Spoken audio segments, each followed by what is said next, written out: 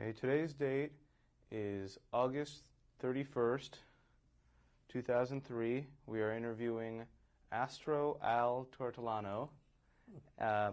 On camera is Kirk Uchida. On catalog and audio is Ross Fetterman. And interviewing is Stephen Wasserman. I want to first start by thanking you, Al, for coming out and being interviewed by us today. You're welcome. My pleasure. Great. So now the first thing we're going to start with is we're going to ask you to state your full name, your date of birth, and where you were born.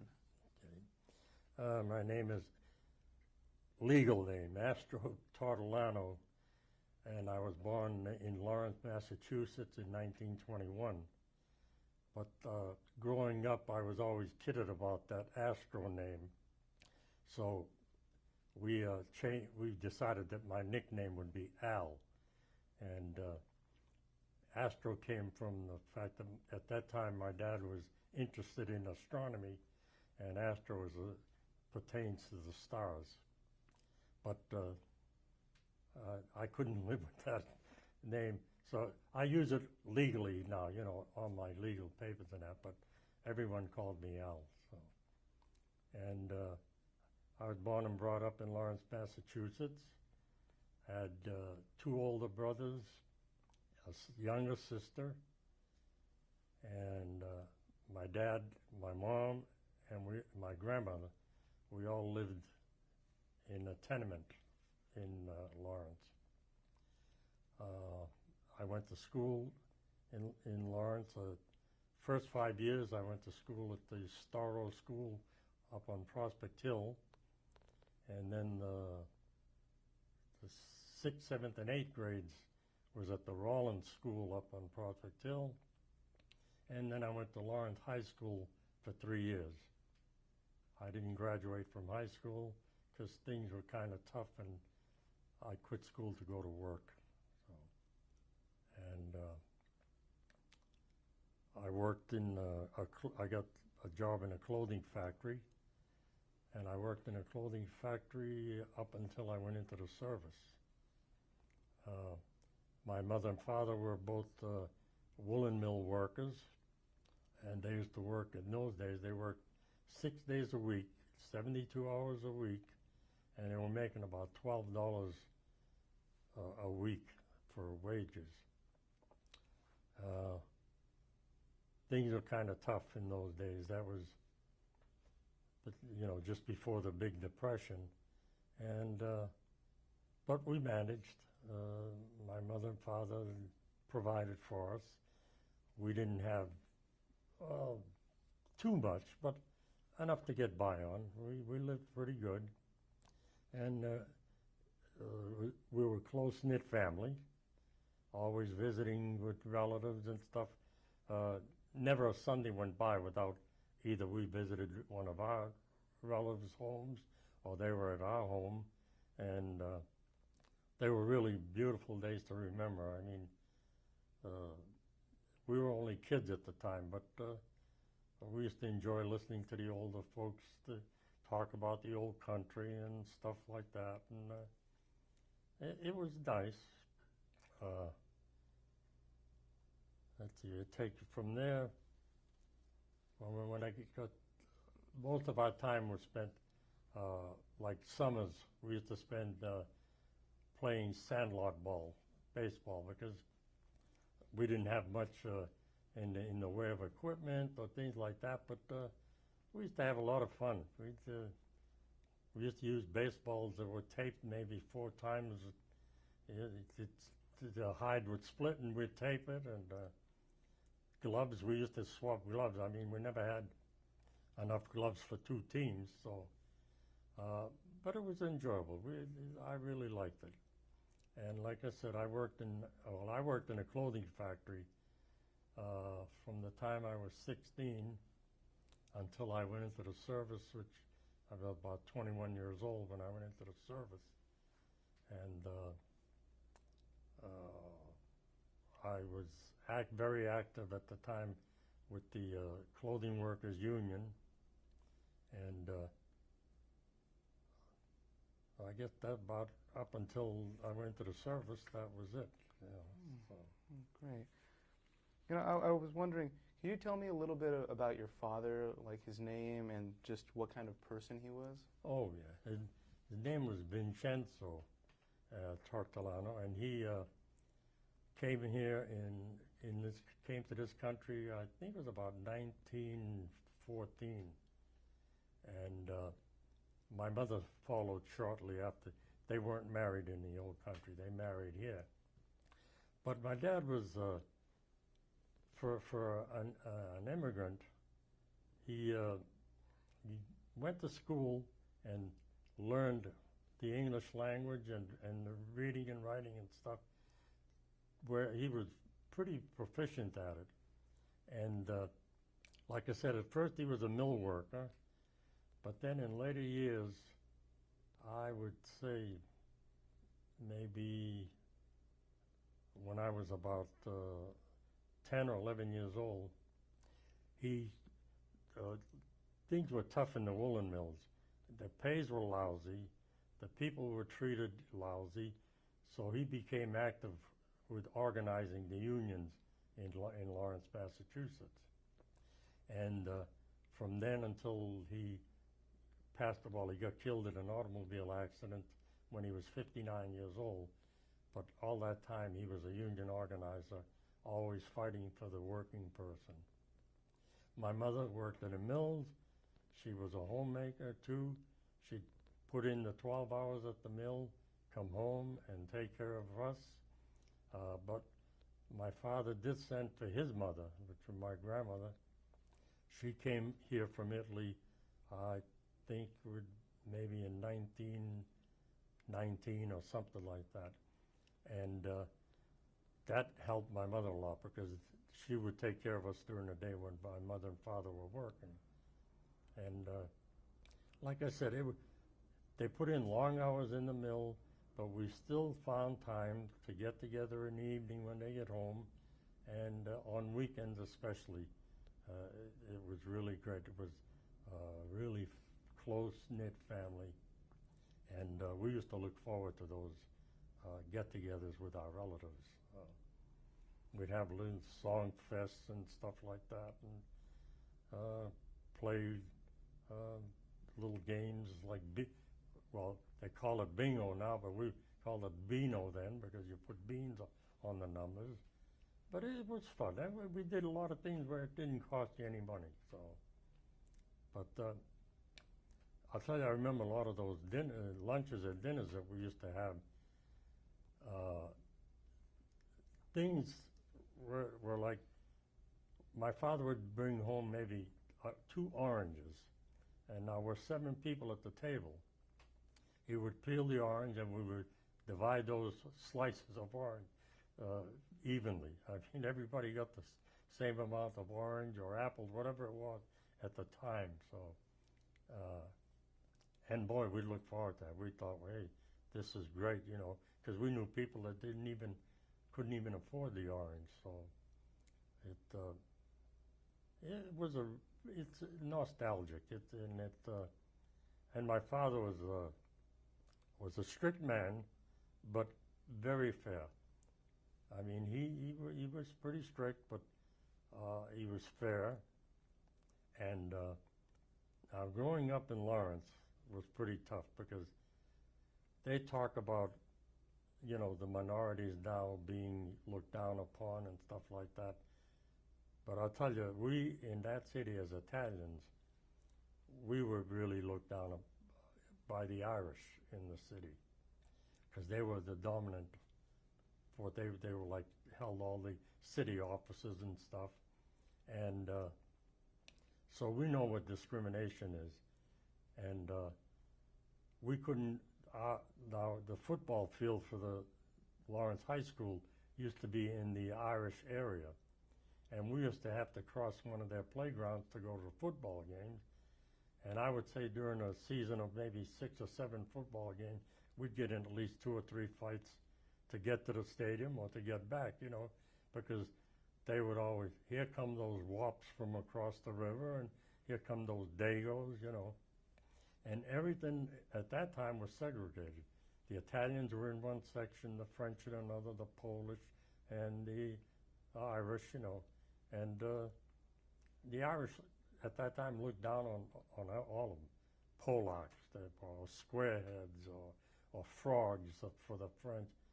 And but we'd get those little scrapes, and I'd come home, and my father would tell us, look, just avoid them. Try to avoid them, you know.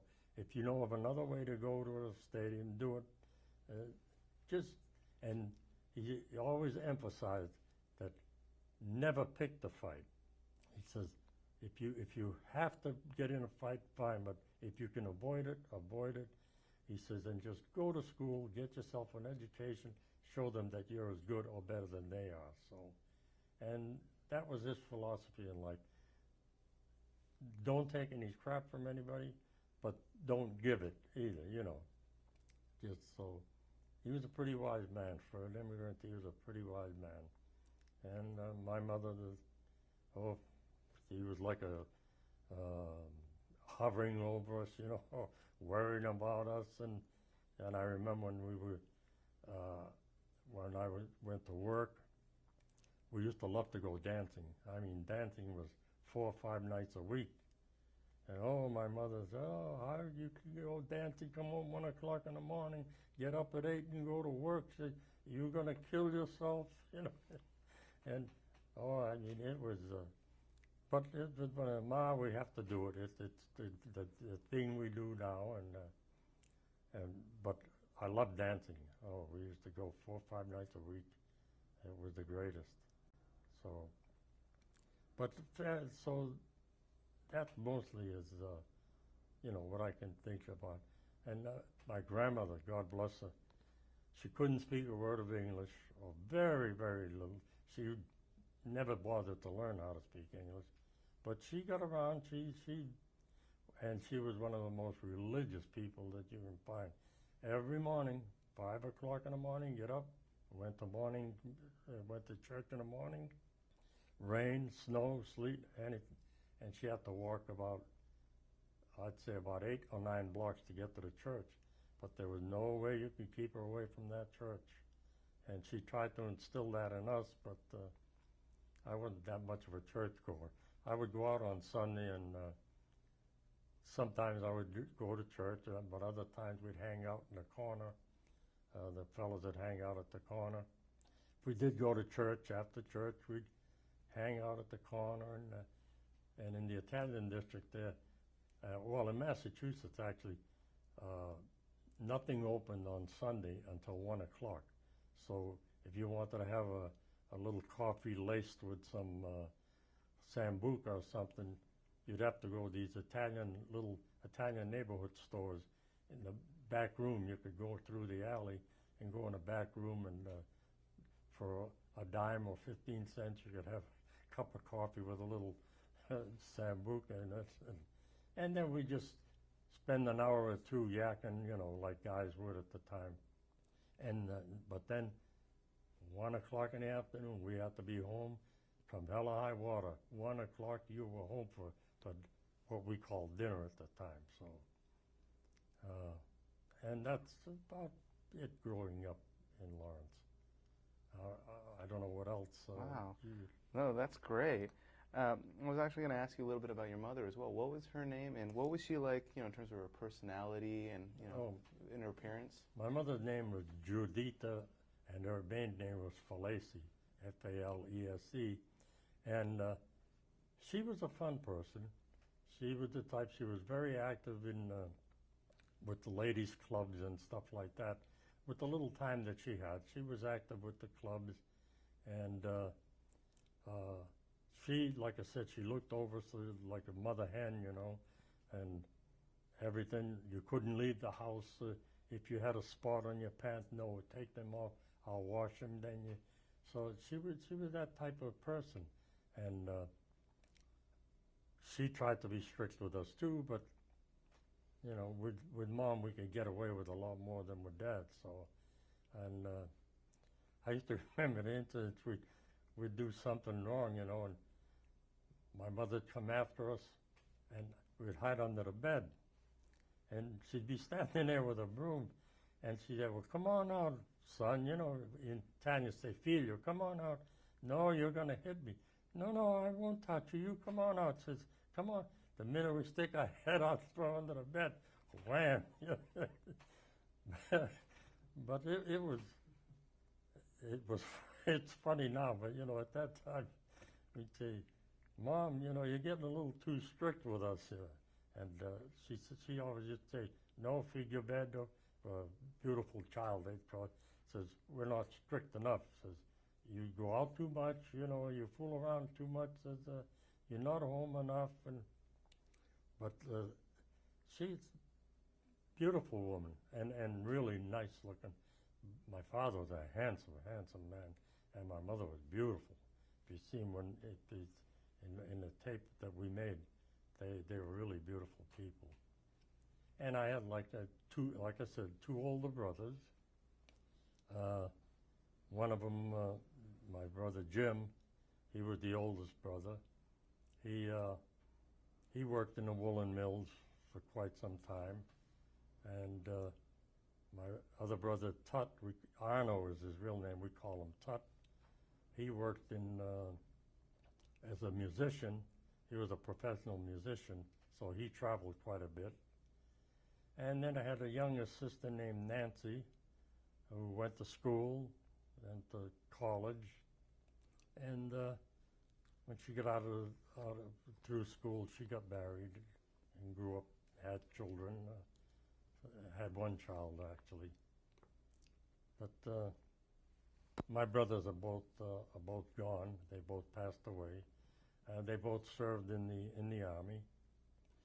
My oldest brother Jim was in the army in Europe, and he was attached to our division. And so I used to see him pretty often, either in combat or when we got pulled back for relief, I'd see him quite a bit. And my other brother, Arno, he was stationed in the States, and before he got shipped overseas, he was in a real bad Jeep accident, and he was unconscious. We almost lost him, from what I understand. I was overseas at the time, but from what I found out later, that he was unconscious for about 7 days, and it was nip and tuck as to whether he would live or not.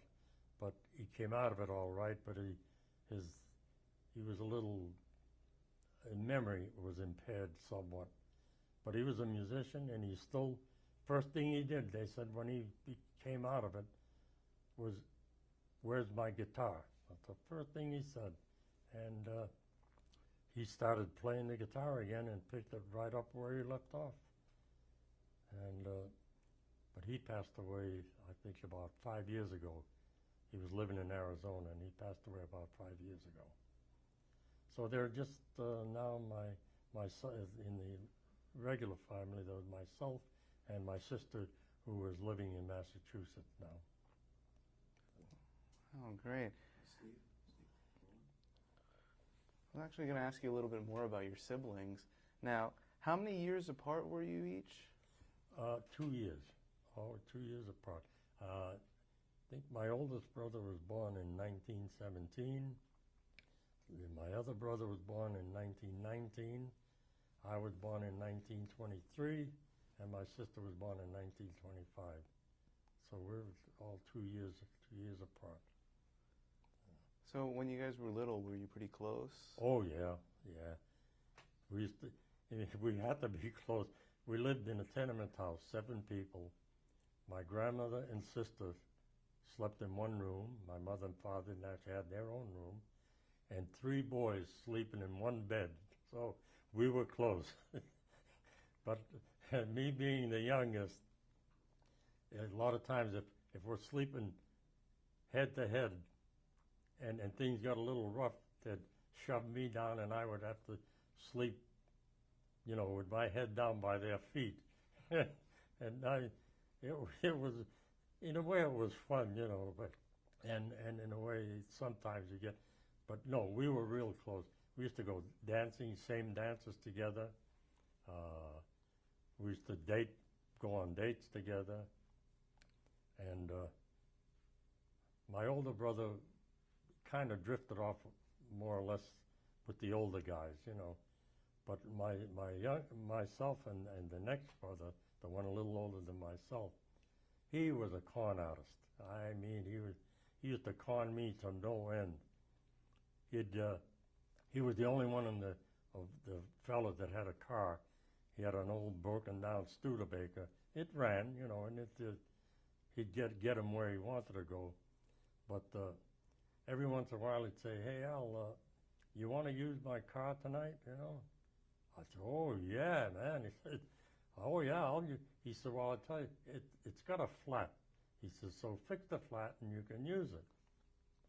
So I'd be down there fixing the flat. In those days with the tubes, pull them off and patch the tube. In the meantime, he's upstairs getting dressed. I'd get through with the car, you know, and I'd say, "Okay, now I'll go up and wash up again." I'd go up and no sooner walk in the door, he said, "Oh, Al," he says, "I just remembered." He said, "You can't have the car tonight. I have a date. I can't break it," you know. He did that to me so many times. I knew it was coming, but once in a while, though, I'd get the car. He'd let me use the car. But it was that, you know, it was that kind of interplay with us, and I knew what was coming. But hey, we were brothers. What are you gonna do, you know? But I did get to use the car quite a bit. And a dancer, he was a fabulous dancer, jitterbug, you know. He used to win a lot of jitterbug contests, and a good-looking guy. Man, he could make out with more women, and that's why I used to hang out with him. So I'd say, "Hey, Tut, what you don't want, I'm here." You know? But like I say, we used to have a lot of fun. We'd go to dances together, and like on the corner, we wouldn't hang out together because he had his group of fellows. My older brother had his group, and I had the group with the younger guys. And but with dances, we'd get together, go to dances. My sister, when she was old enough, my father would only let her go to a dance if I took her or one of us took her, you know. So we used to take her dancing with us, and sometimes, though, if she wanted to go on a date, my father didn't want her out because at the time she was only, now 16 and 17 years old. And in those days, you don't go date a woman or, you know, a young lady doesn't go on dates alone. So I'd say, "Well, Pa, I'm going to take her to the dance with me tonight, you know." So we'd leave the house, and I'd take her to meet the boyfriend, and I'd say, "Okay, you guys, I know where you're going, but I want you here at a certain time, you know, and I'll pick you up at 10 o'clock and we'll go home." And so I used to sneak her out on dates now and then, you know. And that's the kind of the way we grew up. And we're still close. My sister and I talk on the phone at least a couple of times a month, you know, and I go visit every 2 years. I go visit her in Massachusetts. So it's that's the way we were growing up with the siblings. So Great. Now, I know you mentioned your grandmother and the fact that she didn't really learn English. How did you communicate in the family in terms of language? Oh, we spoke Italian at the time. Yeah, all the children, we learned Italian. And I spoke pretty good Italian up until I got out of the service. And when I married my wife, she was Lebanese. So consequently, we didn't speak it when we moved out of the house. Well, when we got married, I moved with her in her house because her mother was very ill, and she used to take care of her mother, and she was like the mother in the family. Her mother had a bad heart for years. But so after that, I had no one to speak Italian with, and I lost a lot of Italian. Like now, I know very little Italian. I knew enough when I can communicate a little bit, if they talk slow enough, I can.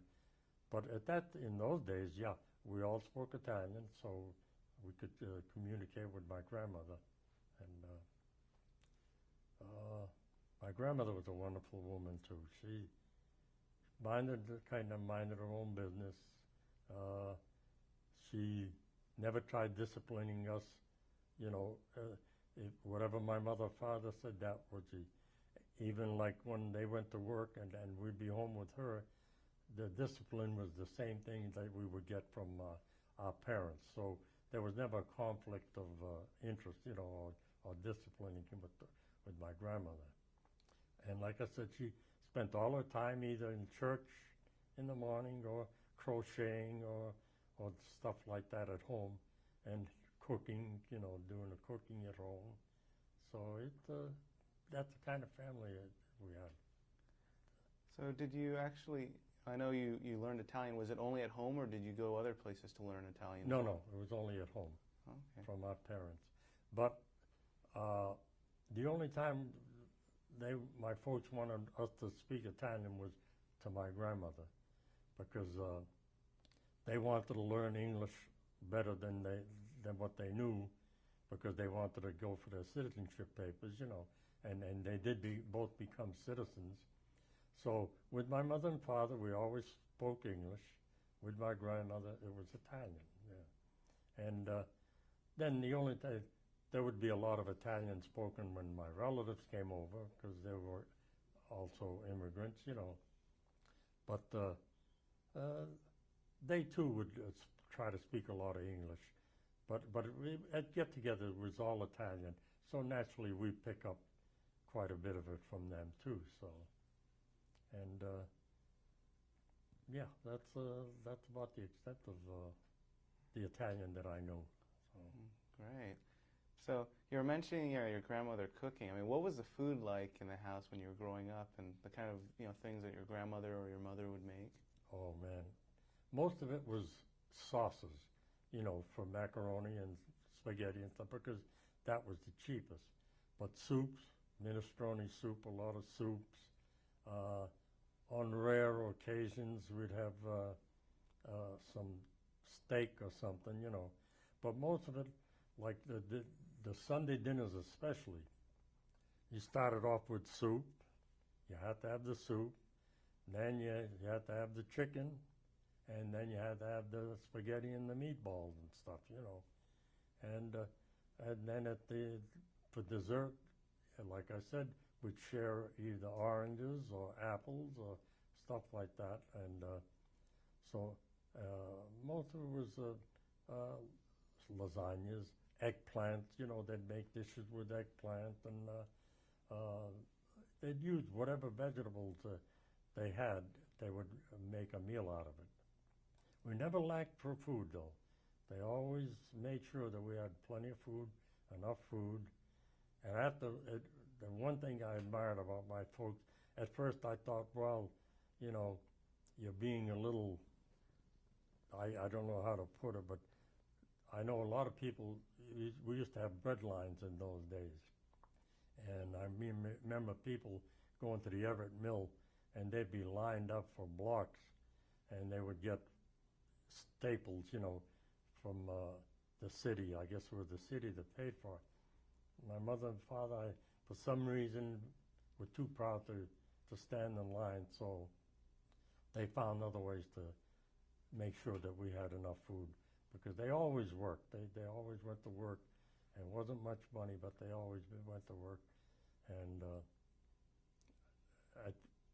I admired them for that, you know, that I thought at first it was, well, now you should have gone and gotten the food. But after, you know, when I think about it, I have to admire the fact that he figured, no, we'll make it and leave it for someone that has less than us. So I love them for that. Great. They used to do like pantomime, you know. They would put on a recording of the like some opera singers, and they would dress up in clothes, and they would just mouth the words, you know.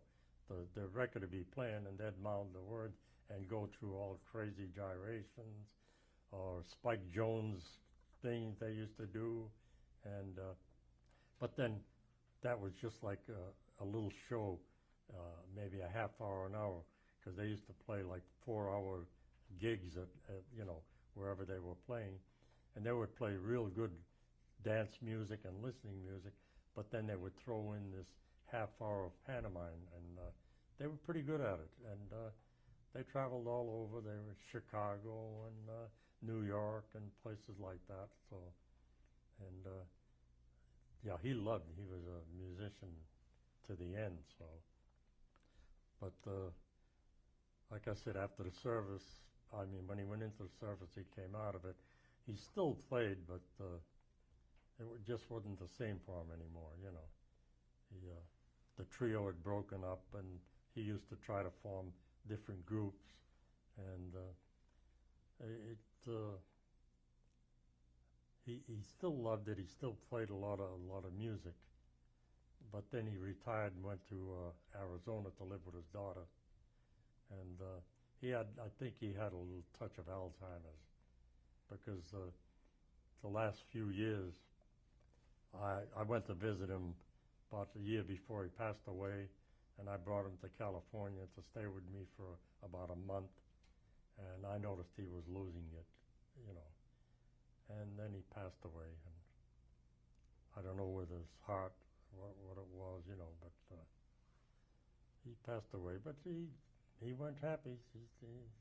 From what his daughter told me, he was reliving his old days, you know, his music days and stuff, and his dancing days, and my older brother took up violin for a while, but I think it's because my dad pushed him. Because my dad was used to sing in amateur opera, had a hell of a voice, very good voice. So the family was musically inclined, and I started taking up the bass at one time, but I'd be up there, and I'd look down, and everybody's out there dancing, having a good time, and I'm up there, you know, playing bass and watching them. And I said, no, that's not for me. I belong down there, not up here.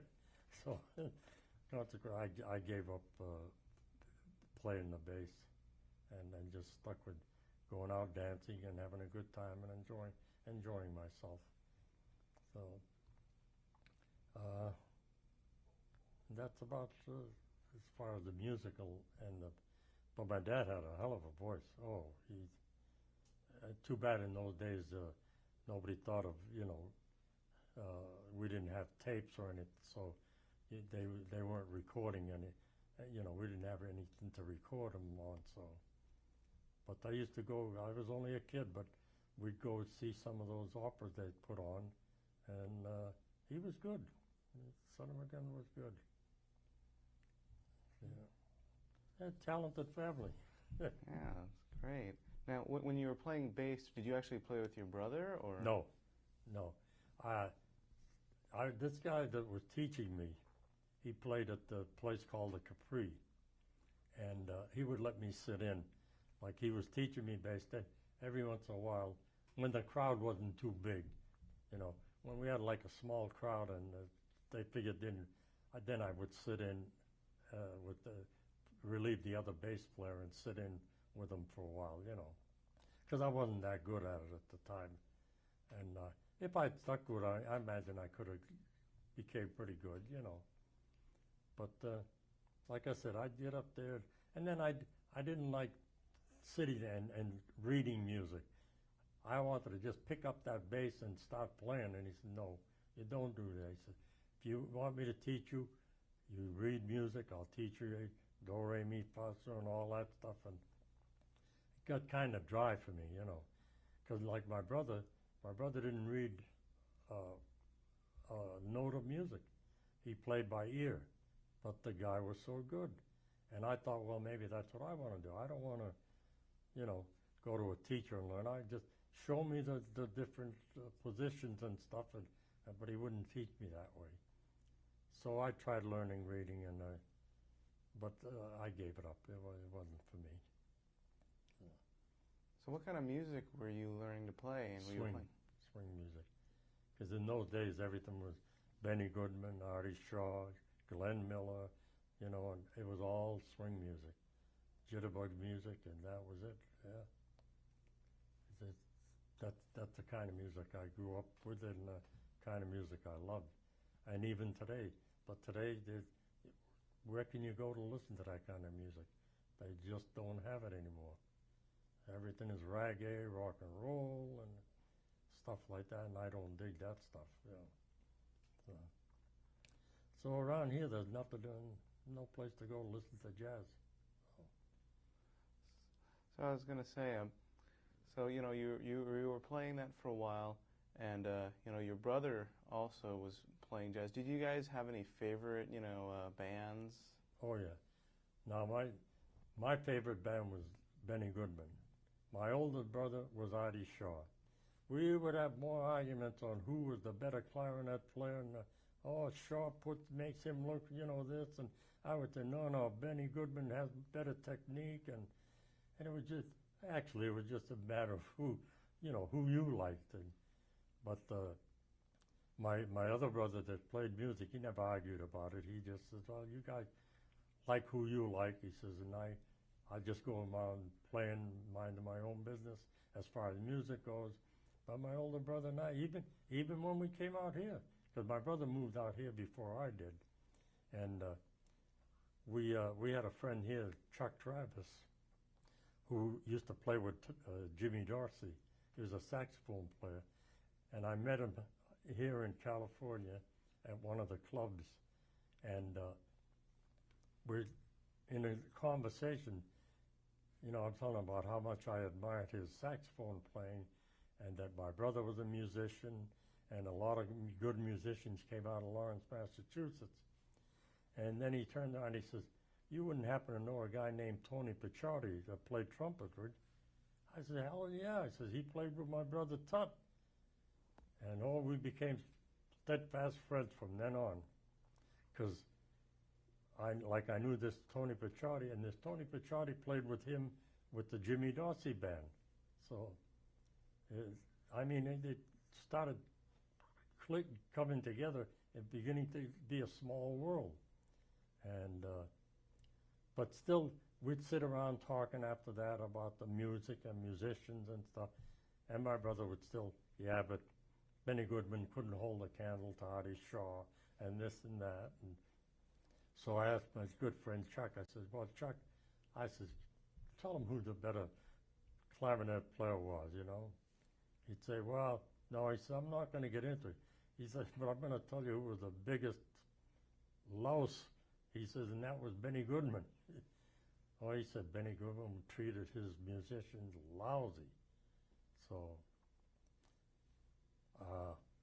that part I didn't know. All I know is I liked his music. I liked the band, you know. But from what I heard and even read later, yeah, Benny Goodman was a strict taskmaster, and guys used to leave his band. They couldn't stand playing for him. So. And then Artie Shaw, well, he became a writer and stuff like that. He gave up music, but the band, I'd say, was better than Goodman's, and he played better music, you know, than Goodman, I think, played.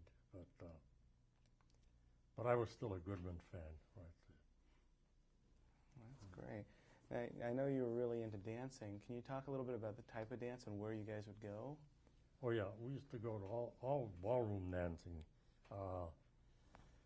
We used to go to in Lowell. We'd go to the heck ballroom was Commodore Ballroom in Lowell.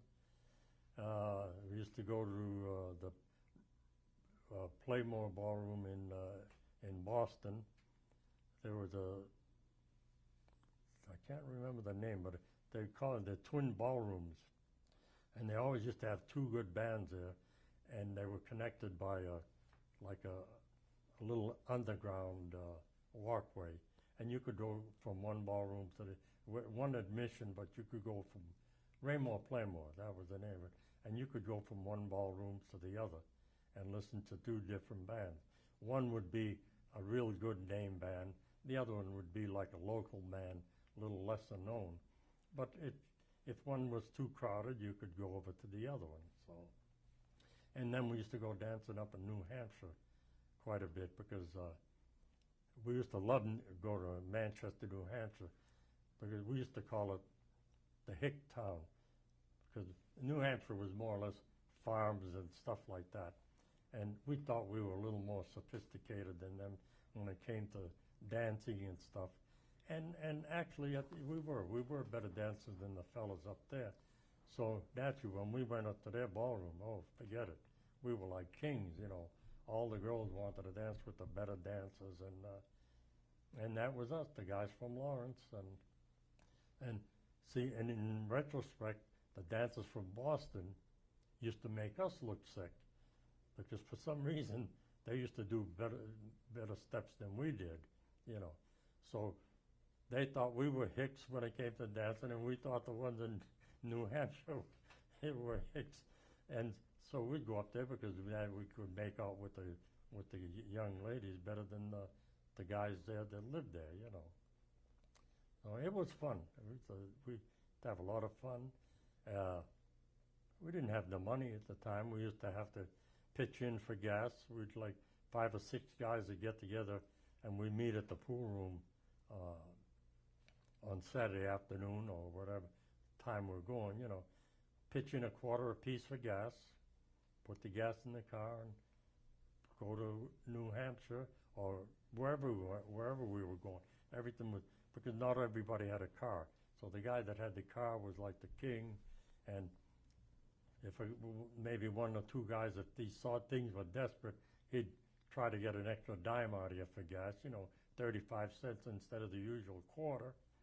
And we'd pay it, and we'd go and we'd enjoy it. The only drawback with that is if the driver, the owner of the car, happened to make out with one of the girls at the dance and maybe wanted to take her home, 5 guys would be stuck in the coffee shop, and the dance would get over about midnight. We'd go to the coffee shop, and we're waiting for them, and sometimes you're out there till 2 o'clock in the morning waiting for them. It was either that or thumb a ride home, which we did a lot of times. So, and that's what I used to do most. I'd say, well, look, I'll go on a bumming corner. We used to call it the bumming corner. If I pick up a ride, fine. If not, when you get through the day, come by, and that's where I'll be. So that's what we used to do, either wait for them in a coffee shop or... but I'll tell you, they used to be pretty good. Now, if one of us picked up a girl and we could take her home or something, they would wait for us. He'd say, okay, we'll go in, have coffee, but be back here by 1:30 or whatever time he set. And you better be back there by that time. Otherwise, off to Lawrence he went, and then you're on the bumming corner by yourself trying to get a ride to Lawrence, which was only 8 miles away, 9 miles away. But things worked out. I mean, everything worked out pretty good. So we enjoyed. We knew who to go with, who not to go with. We had one guy, this guy Castro, had a car, and like the one time we pitched in our quarter for gas, and we were going dancing in Lowell that night. Get halfway to Lowell, he pulled off the highway, and he says, okay, fellas, he says, I'm broke. I don't have enough money to go into the dance. He says, now, you either walk from here or you pitch in and pay for my for my dance, you know. Well, at that time was only 99 cents to get into the ballroom. But even those 99 cents, 5 of us, we'd have to put in 20 cents apiece for him to get into the dance, you know. And we never knew whether he had money or not, but, well, like I said, he highway robbery. He pulled off, you know, you either walk to the dance or pitch in, and so we'd pitch in.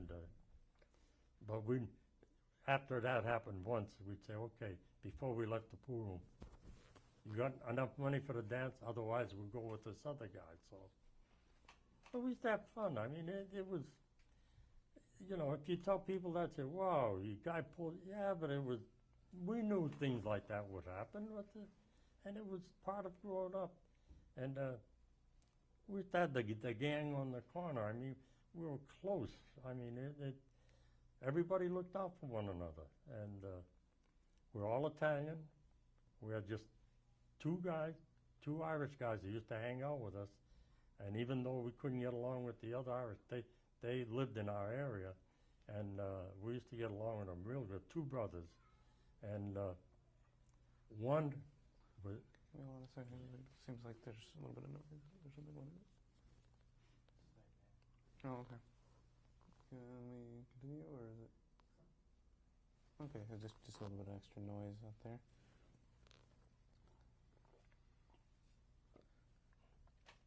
So you were talking about these two brothers. What were their names? And Tubber, one we used to call Tubber. I can't remember the other brother's name. What the heck was their last name? I know it wasn't O'Brien. It's something like, almost like O'Brien, but it wasn't. But what the heck? Kennedy, Tubber Kennedy, and I don't remember his brother's name, but the older brother was a real nice guy, go dancing with us and everything. But this Tubber Kennedy, when he drank, forget it. He used to get us in more fights, and like we'd go to Lowell, we'd always carry our own little bottle with us because we couldn't afford to go drink, in a joint and then go to the dance. So we'd always have a little half pint and sneak it into the dance with us. But inevitably, once he had a few drinks in him, he'd get belligerent and he'd start a fight, and we used to have to bail him out. And it finally got to the point we got sick and tired of bailing him out, and we actually barred him from coming to the corner. He couldn't hang around with us anymore. He was an outcast as far as we were concerned. Hey, you couldn't sit, like we used to go to this little joint, we'd hang out in Lawrence, and Mel's Lounge. And after about an hour, he'd be picking a fight with one of us, after drinking. He'd even pick a fight with one of us. So I said, no. They finally said, no, Tubber, you're not welcome in our area anymore. Your brother, fine. You, no. So those are the only. Other than that, they were only Italians that hang out together. And we used to hang around this corner, on the corner of Lawrence and Essex Street, and we used to hang out at this place called the Tiger Club. It was just a little hole in the wall, but it was nice. We'd go and have a few drinks there. And on the summer nights, we'd be out on that corner. There'd be 8, 9, 10 guys, yakking. And come about 11 o'clock, though, this old cop would come around. We call them rubber legs, because he's big and he couldn't run worth a damn, But he'd come and he'd say, look, it's 11 o'clock, I'm making my rounds, and he'd go up Essex Street, down to Lawrence Street, come around the Common and through. He said, now, it takes me about 20 minutes to make that round. He says, in 20 minutes, I don't want to see a soul on this corner. He says, go home.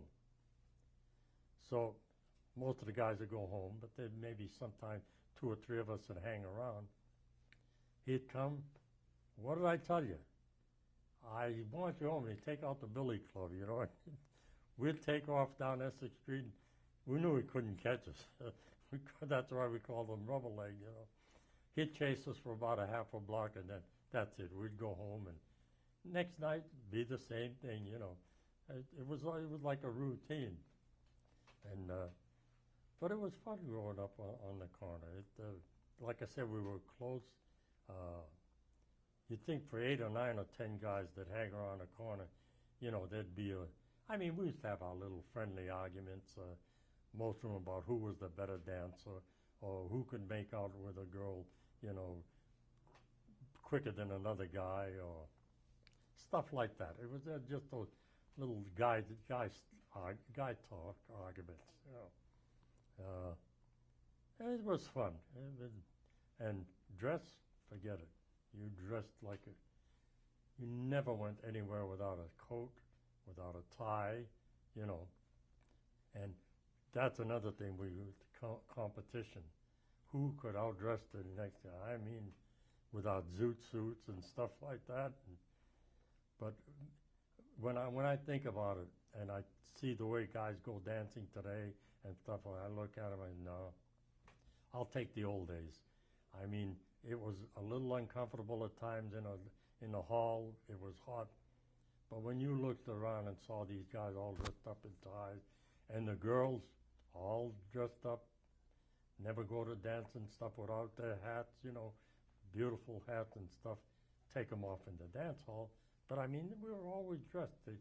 We were right to the T. I mean, always with the latest fashion. I don't know how we did it, but we managed. I remember I saw a sport coat in the window one time. Beautiful. I loved it. I fell in love with that thing. I said, I've got to have it. And I mean, it was only $12. But in those days, I didn't have the $12. But all those stores, you could go in. I need that coat. I want that coat. I need it for tonight. Give them $1 down and 50 cents a week until you paid it off. They would do it. And I had that sport coat. Man, I was like a king. But I mean, that's the way we used to buy our clothes. Everything was $1 down, $1 a week, or 50 cents a week. They know we were good for it, you know. They knew where we lived and all that stuff. And that's how we used to get stuff, clothing and stuff. So, and everybody did it, all the guys on the corner. And everybody, wow, hey man, you look sharp in that, you know. Where'd you get it? And how much did you pay for it, you know? Like I said, we try to outdo one another with clothing, dancing, and we were competitive, but friendly competitive, you know. And it was nice. And one thing though, we never stepped on anybody's toes. If some guy was going out with a girl, even though it wasn't a steady thing, we never bustled in on his territory. I don't care what he told us about the girl, like, oh, she's a player or whatever. We never went behind his back to try to date her. If and when we'd say, hey, let me know whenever you're not going to date her anymore, you know. Let me know first. I want next, you know. And that's, like I said, as competitive as we were, we never stepped on anybody's toe, like even at dances. If there was a girl there that was like a real good dancer, the first guy to dance with her, if he says, hey, I'm going to try to make out with her, leave her alone, we wouldn't dance with her. We'd leave her alone for that night and see if he could make out. If not, next night, then we'd try, you know. So it was that kind of growing up with us. So what were some of the names of some of the guys that you... We all had nicknames. Nobody was called by his real name. We had Moosey Mouse, and he's a guy. And now, if I have it, you think I have a nose. Yeah, here's a guy with, and he really had a honker, and we used to call him Moosey Mouse. His younger brother was called Jimo. Another one was called DP for Dead Pants, because he had no butt at all in his pants. Used to hang loose. And like I said, that Tubba Kennedy, Mello was never Carmelo, was always Mello, and it was all names like that. We never had, very seldom called anybody by their first name. So, like I said, with me, Astro, there's no way you can cut that name short, you know, without, so but in those days, Al, actually, they didn't call me Al till we came out in California. In those days, we were known as the Tut Brothers. They used to call us Tut, short for Tortolano. And there used to be Jimmy Tut, who was the oldest, King Tut was the middle guy, and then I was Baby Tut. So we'd go to a dance. If the three of us were at a dance, and somebody would all like, hey, Tut, 3 heads a turn, you know. And they'd have, no, I mean either Baby Tut or King Tut or Jimmy Tut, you know. And that's what we were known as, the Tut Brothers in those days. And they used to have to, if you want to know, have you seen Tut lately? Which one? So they'd have to either Baby Tut, King Tut, or King Tut was known as King Tut because, like I say, he was a musician, used to make out like crazy with the ladies, and so we called him the king. You know. That's great. Now you were mentioning, so a lot of these guys were from your neighborhood, right? Yeah. So what was then the makeup of your neighborhood, you know, ethnically? Mainly Italian, or? All Italian in that neighborhood. I'd say from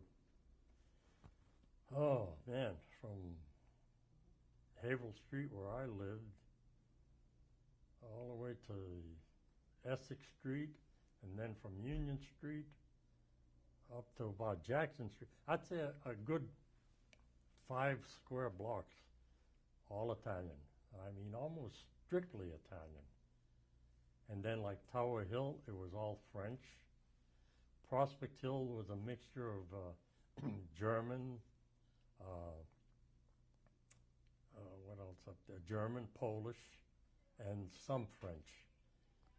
But in our downtown area, strictly Italian. I'm gonna have to take a drink. Okay, yeah. Well, no. So we were just talking about actually the neighborhood that you grew up in, and you know how it was mainly Italian. What was it like in the schools that you went to? Well, in the schools, like I said, being Italian, we were kind of looked down upon, even in the school. And we always had to, like at recess and stuff, Italians would always have to stick together because we couldn't, for some reason, they just didn't want to integrate with us, you know.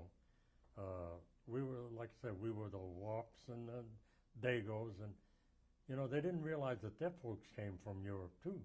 You know, they weren't all born here. You know, their folks weren't all born here. And girls, if they weren't of an ethnic, you know, like if they were English or Irish or something, forget it. We couldn't get a date with them, you know. The only dates we got with our own, like Italians or the Polish, you know, or the French girls, or like later on, my wife is Lebanese. Now we got along with them. All the ethnic groups, we got along with one another. The only ones we couldn't get along with were the ones from South Lawrence and the Irish people in South Lawrence. So growing up in school wasn't the greatest because, like I said, I went to school. I was born in downtown Lawrence in the Italian district, but when I was about 5, almost 6 years old, we moved up from Prospect Hill, and I went to grade school there, the first 5 years school there, and that wasn't too bad. But then when we got into 6th, 7th, and 8th grades in the Rollins School,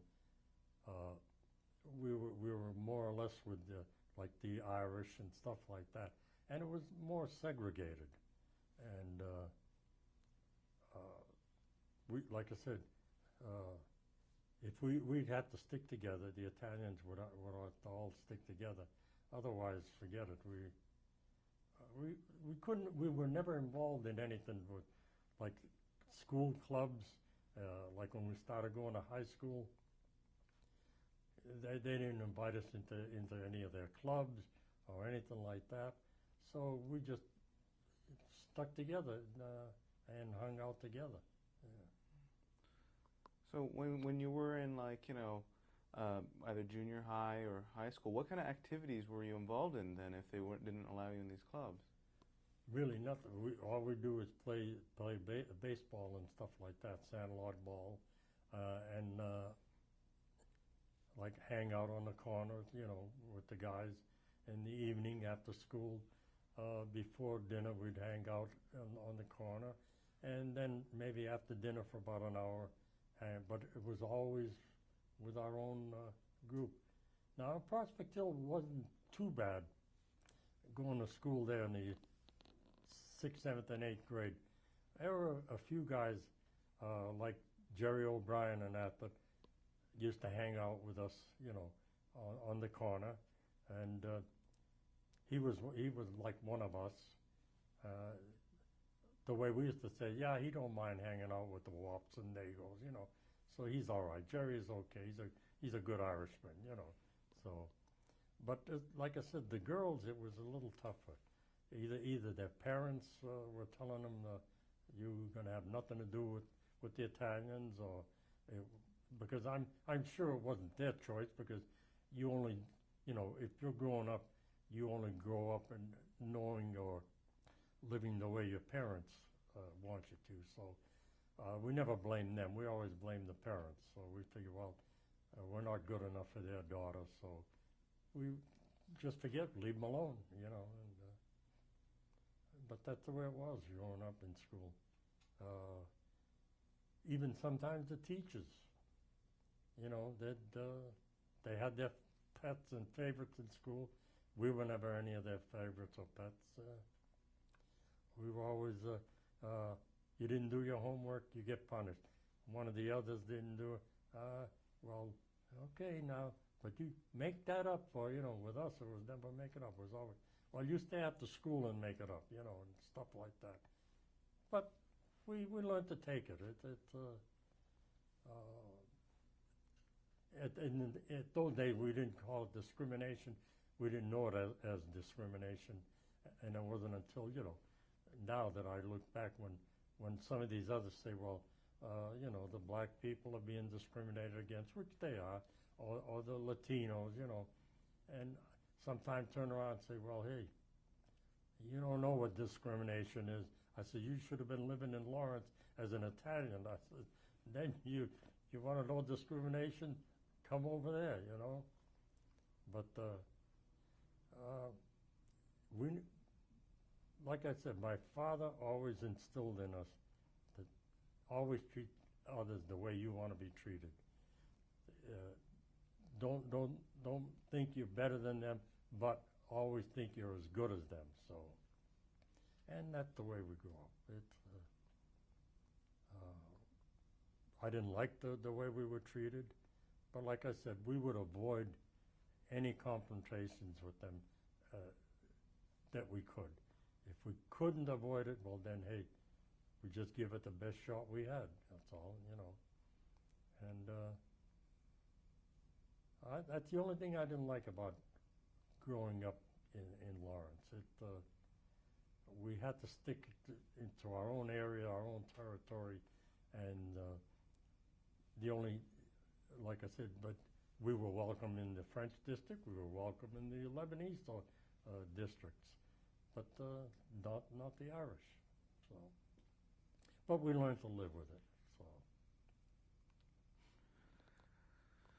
So, you know, dealing with all of that, you know, I know you had mentioned that you ended up leaving school early. When you went to work at a, what was it, the clothing factory. Yeah. And you worked there for about 5 years, right? Yeah, until I went into the service. Yeah. So what was your work like there, and what were some of the, you know, who were the people that you were working with at the time? Well, the work was good, because most of the people working in the clothing factories, the shoe factories and that, mostly Italian, French, some Germans, but mostly Italian and French. So we got along with one another, you know, because we're the same ethnicity, and so consequently we got along good. But the work wasn't that easy. Long hours. We used to work 9-10-hour days in those days. Wages weren't that great. Although we did have, when I went to work, we already had a union in the clothing factory. So we were doing pretty good compared to the woolen workers. We were making $16 a week for a 48-hour week. So we weren't doing too bad. And because the woolen workers in the mills were making about $11 a week at that time. So we weren't doing too bad. And like I said, we'd go to work, we put in our 8 hours a day or 9, whatever we were going to work, and we got along, all got along. Uh, like I worked in a cutting department, and I was a cloth cutter, and we'd cut the cloth, we'd cut the cloth, the suits and stuff, and then it would go to the next person, and if by somehow if we cut the wrong pattern or something, we were all close enough to where the other worker, the next one in line, would never go to the boss and say, "Hey, Al screwed up." You know, they would always come back to me and say, "Al, you know, you cut this size 40. It should have been a 39." So I'd say, "Okay." So on my own time, I would take that size 40 and get the 39 pattern out and recut them. Now, it was a little wasted time in that, but at least the boss didn't know, you know, we would never go to squeal on one another as to the mistakes. We would make up our own mistakes and stuff. So we got along real good in the clothing factories. So that was nice working there. Wow. So at that time, like either when you were in school and also when you were working at the clothing factory, what were your hopes for the future in terms of what you wanted to do with your life? At that time, I don't know. Really didn't know, because I figured I'd be working for the rest of my life, you know. So I was just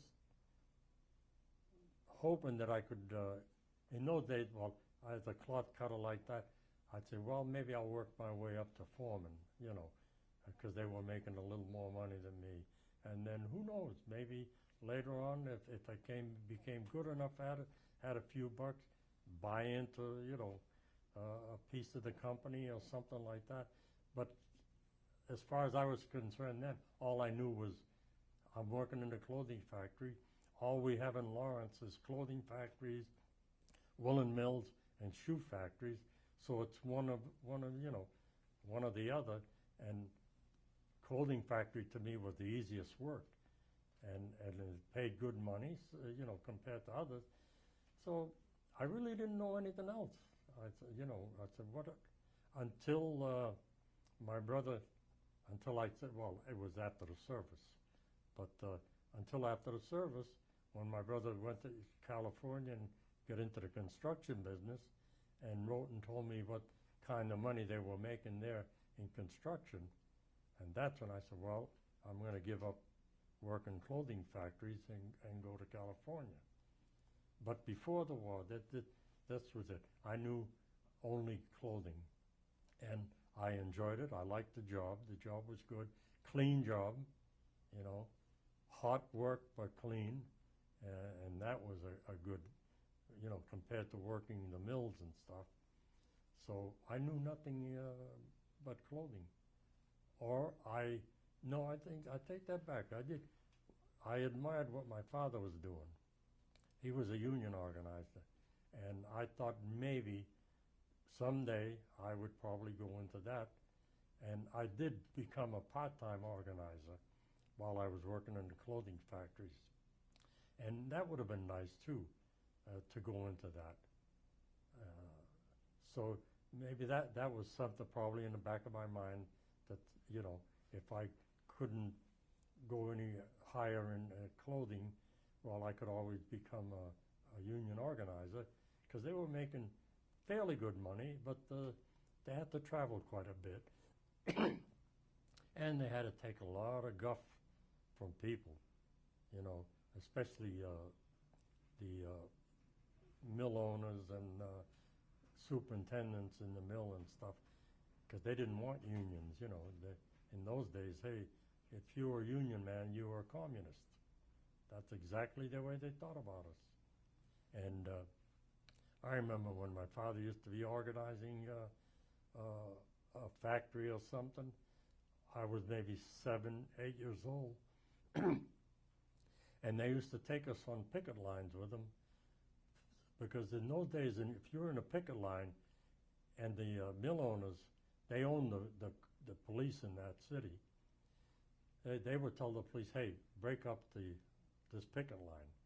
And they would do anything in their power to break up even if they had to use clubs.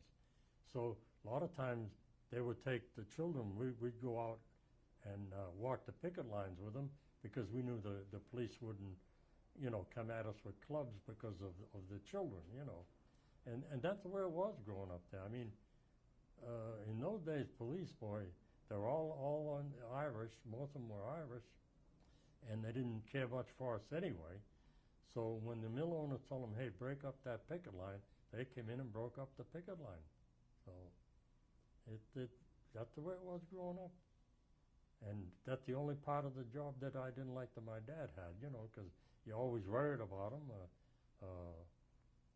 They were called communists. They were, and up until he became a citizen, you never knew what they were going to do. They probably grab him and deport him, But he stuck it out. He became a good union organizer, but he used to travel a lot, Rhode Island, New York, all over. Wherever they felt they needed a good union organizer, that's where he was. But he would try to come home every weekend, if he could. And that's the way it was growing up in Lawrence. Now, I know, at a certain point your father had sent for your grandmother, and so she came to the U.S., but did your family keep any close contacts with, the family in Italy? Well, I imagine my father did, yeah, corresponding, But as far as going back, he never did go back, never went back even for a visit. And I know I have relatives over there because one of my aunts, well, she passed away about 10 years ago, but 15 or 18 years ago, she went back to Italy and visited some relatives there. And I know they were in the casino area. So I know I have relatives there. And when I was back there this past April, I tried looking some up, but I really didn't have enough time because I was like a tour guide, so we didn't have time. But I did call one Tortolano family, but she sounded like a younger person, and she couldn't remember of any Tortolanos that moved to the United States, But I'm sure if I had enough time to look up some other Tortolanos, that I would have found the ones that my aunt visited. So, but I know I have relatives there, yeah. But like I said, my father, mother, never went back. Never went back for a visit even. I guess they would have liked to, but they never had that kind of money. So. So, did they ever talk about family who was actually in the old country? Not really. That's one of the things I regret. We didn't ask enough questions, and they didn't volunteer that much information, like to say, well, you still have a grandfather or somebody, and and I really don't know what happened to my grandfather. Evidently, he died before my grandmother came from Italy. But we didn't know that much about the people that were left in the old country. And stupid me, we didn't ask enough questions.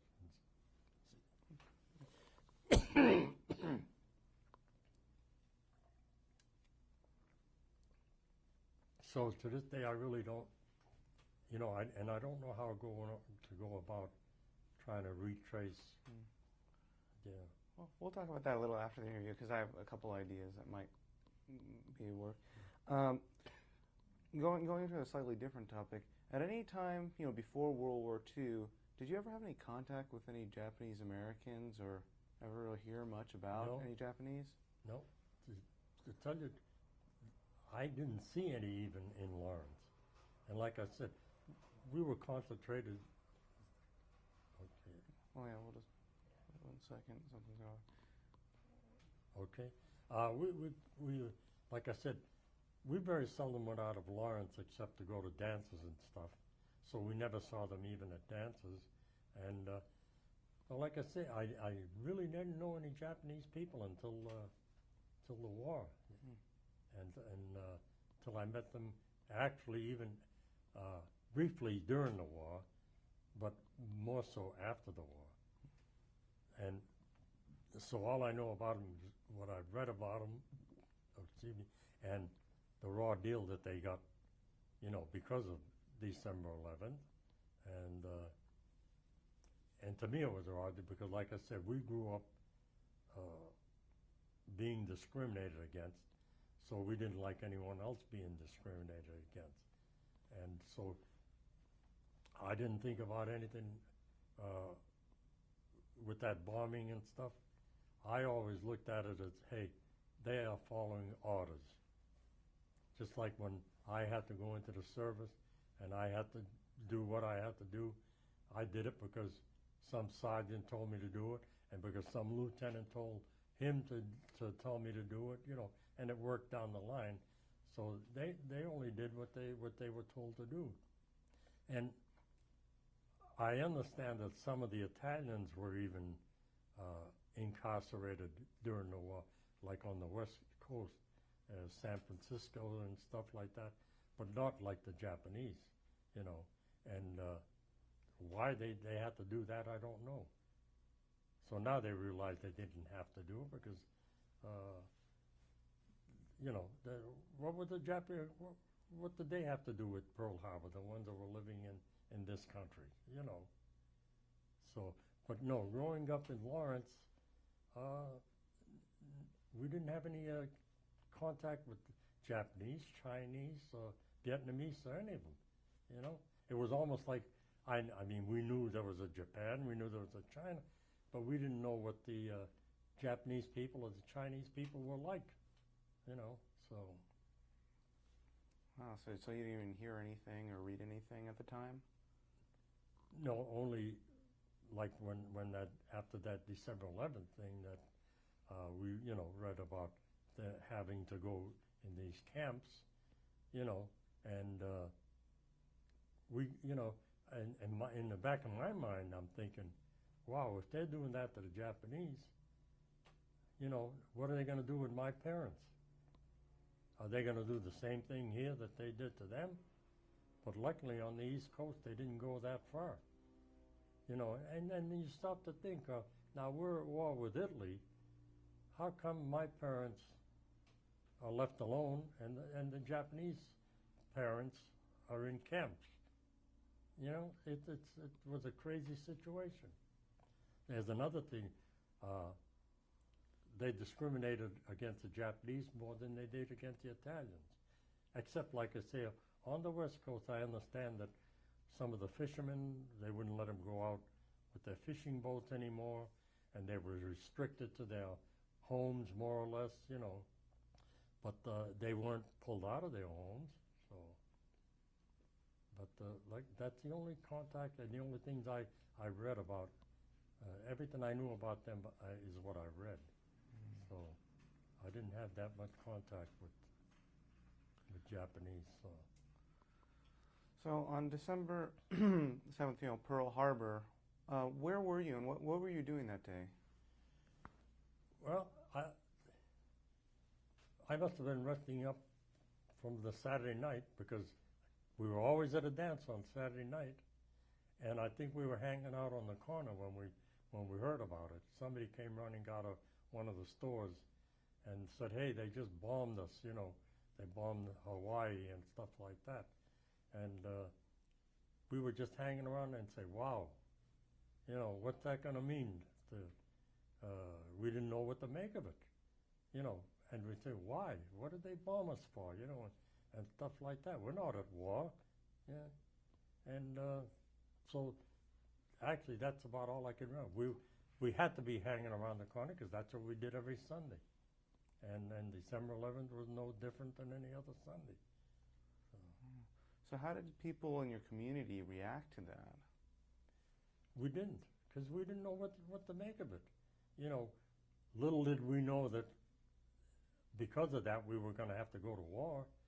We just figured, well, okay, they bombed Pearl Harbor and that's it. What's going to happen after that? We didn't. No one ever said, hey, whoa, wow, we may have to go to war, because war, what's war? We didn't know what, who knew anything about World War I, So we just said, well, okay, they bombed Pearl Harbor, so what? We lost a lot of ships, we lost a lot of people. We found out after. But never thought that it would lead to what it, to World War II. So. So in the days following, what were those like? I mean, what did you do then? No, we just went around our business like we usually did until Roosevelt, came on and on the radio and stuff and talking about the day that we're living, infamy and all that stuff. And I guess we got a hint then that, hey, maybe we're going to have to go to war, and stuff like that. And then it wasn't until we actually knew, like, that we were going to go to war in Europe, and they were talking about conscription, drafting and stuff like that. That's when we started saying, uh-oh, now what's going to happen to us, What will you do if we do have to go to war? Now are you going to volunteer, or are you going to volunteer? And oh no, not me. I ain't going until they come after me. And so that was the talk we had until it actually happened. Until they declared war. To go to Europe. And so when that happened, I said, well, I don't want to volunteer. I'm not going to volunteer. I really didn't want to go to war. So I went to work in the shipyards up in Maine, because they were always looking for workers in the shipyard. And I think I worked the shipyards for about 6 months. And then I got my draft notice in the mail. Report such and such a day for draft. And I said, geez, I don't want to go. So I think I understood that there was you could get a deferment if you were working in shipyard, or something helping the war effort. So I says, well, maybe I'll do that, And then I thought about it, and I said, no. No, I'm not going to do that. I don't want to go to war, but I'm going anyway. So I left Maine, went back to Lawrence, reported to my draft board, and went through the procedure, and they drafted me. My number came up, and I said, okay, you want me, I'll go. But like I said, I wasn't going to volunteer to go. And I waited, got drafted, and that was it. So how did your family react to that? Well, it was pretty tough on them, because we're 3 brothers, and they figured, and we're all getting called. We all got drafted. All 3 of us got drafted, and they felt, my God, will we ever see? They worried about seeing us again, plus worried about us going to war in Europe and fighting against our own people in Italy, so that they felt kind of, well, like any other parent, They didn't want to see us go, but they didn't want us to be draft dodgers. So, like my father said, if you have to go, you go. We don't want you to go, but we're not going to do anything to help you stay out of it. If you want to go out, if you want to stay out of it, you stay out of it on your own, but not with my blessings. So we all 3 of us went in the service, and they were devastated naturally. So, especially when we had to go overseas, they figured if we stayed in the United States, it wouldn't be bad. They could see us, so we'd be out of harm's way. But the the minute they found out that we got to go overseas, oh my God, my oldest brother went first, and then I went, and my third brother he never did go overseas. So.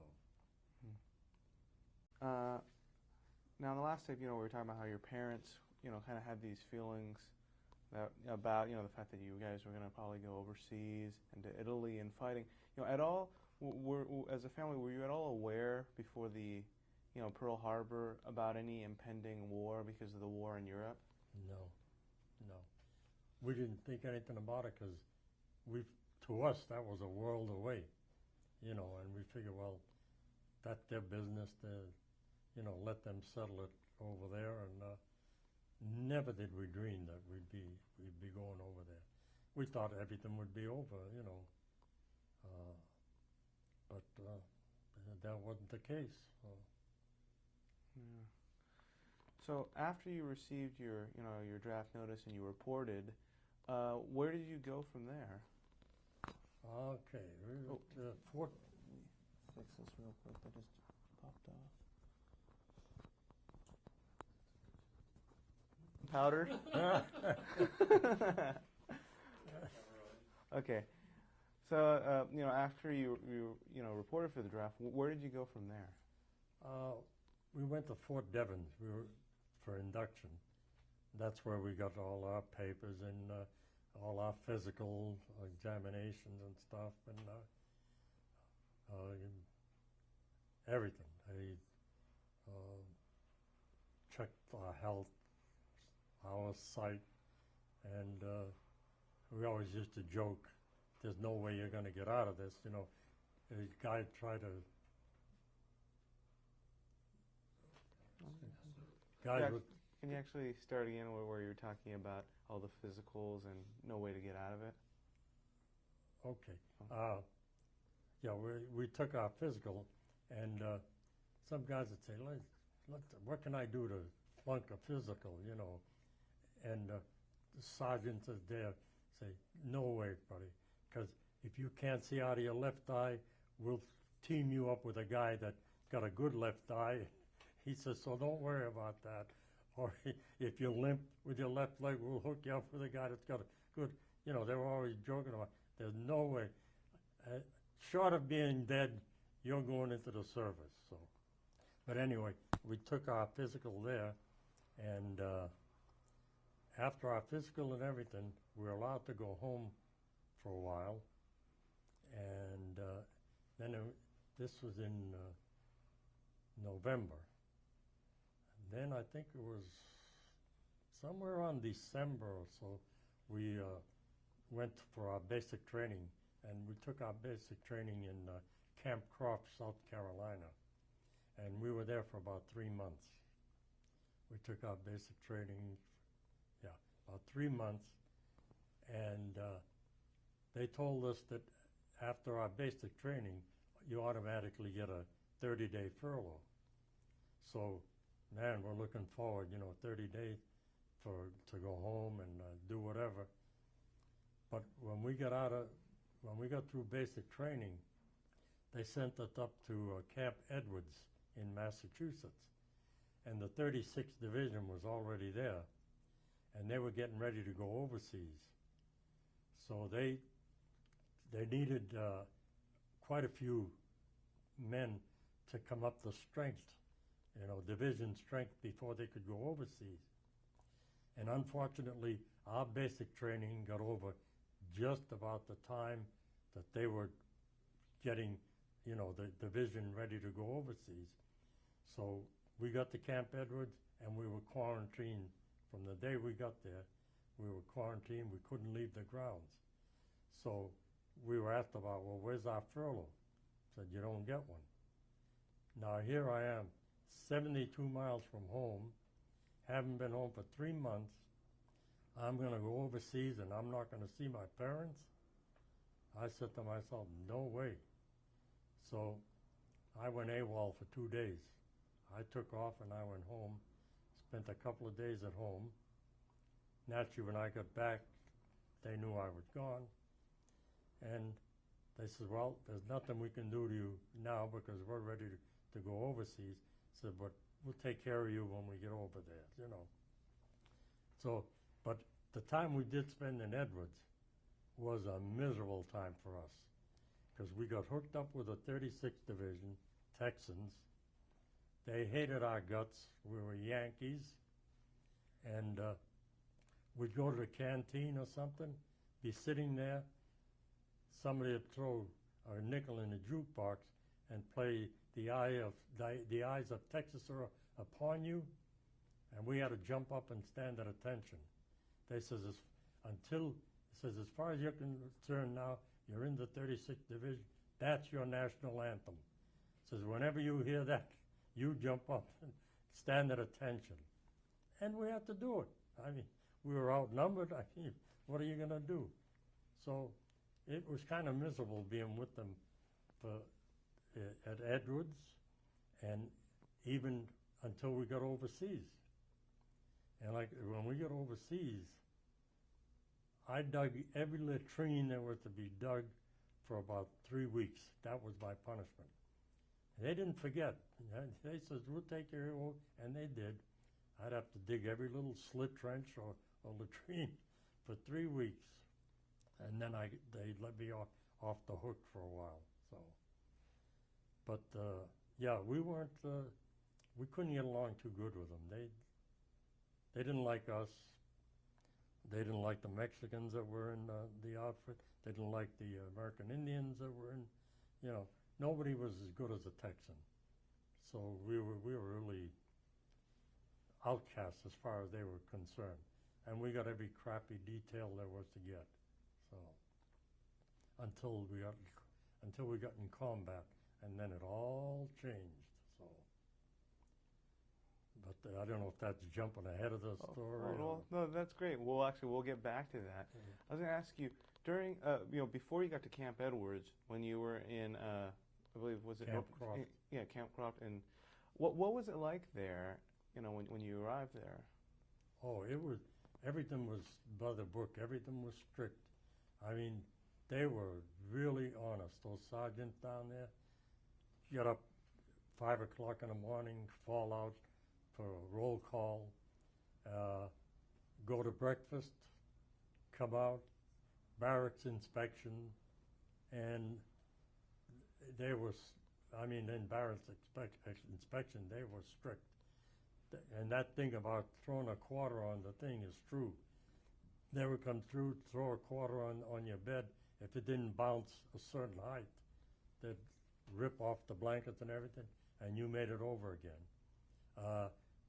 Your little locker that you had, foot locker, had to be precise. Everything had to be just so.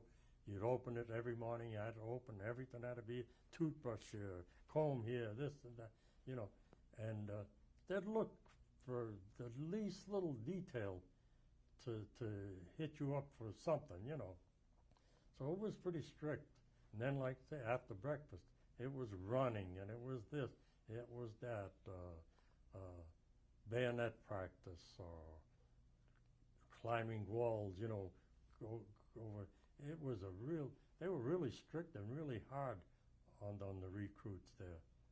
And so at the end of the day, I mean, we were bushed. And this went on for 3 months, I mean, every day. We did get weekends off, though, you know. We were off on weekends, so that was pretty good. But for those of us, like myself especially, where I worked in a clothing factory, I did no physical labor, you know, as a civilian. So when they threw me in like that and I had to do all the stuff, oh my God, that damn near killed me. All those 5-mile hikes, 10-mile hikes, 1-mile runs, you know.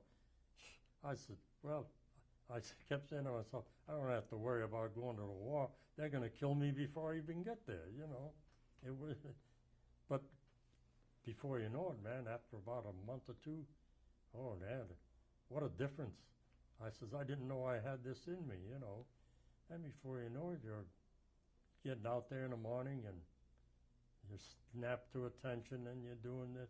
You know exactly what you're going to have to do.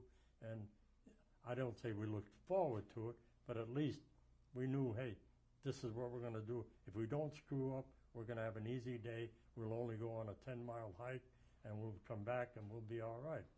But if you screw up, you go on a 10-mile hike, then come back and scrub down the barracks or whatever, you know.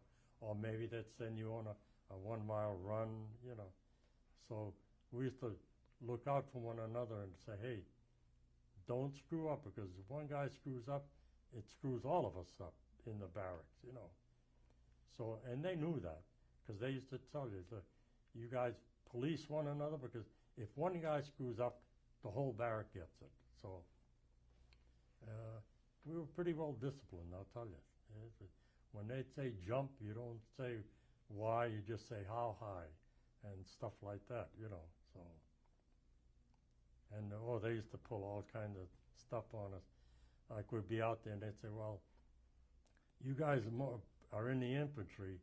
How would you like to get out of it? You know, and everybody, yeah, you know, says, well, we got an opening for a pilot. Boy, and everybody wants to be a pilot, right? So finally they say, okay, you step out of line. You know what the pilot was? They'd take you behind a barrack and they'd have a pile of dirt there. They'd say, okay, now take this shovel and you take that and pile that thing to here, you know. And that was the pilot. You pilot from here to there. So we started learning all the little tricks about you want to be a pilot or you want to go to the Navy, and say, what the hell could they do to us? No, I want to be an infantryman. I'll stay where I am. So, yeah, it was fun, and it was, you know, strict and stuff, but at times it was fun. It's great. And all our non-coms were Southerners. So, yeah, you knew that well we couldn't screw up with them, because you Yankees boys, you know, you all think you're smarter than anybody else, but you're not. So you're going to learn in the Army, you're not the smartest people. Who the hell thought we were? I never thought we were any smarter than anyone else, but they didn't, you know, it was, again, there's that discriminating, you know.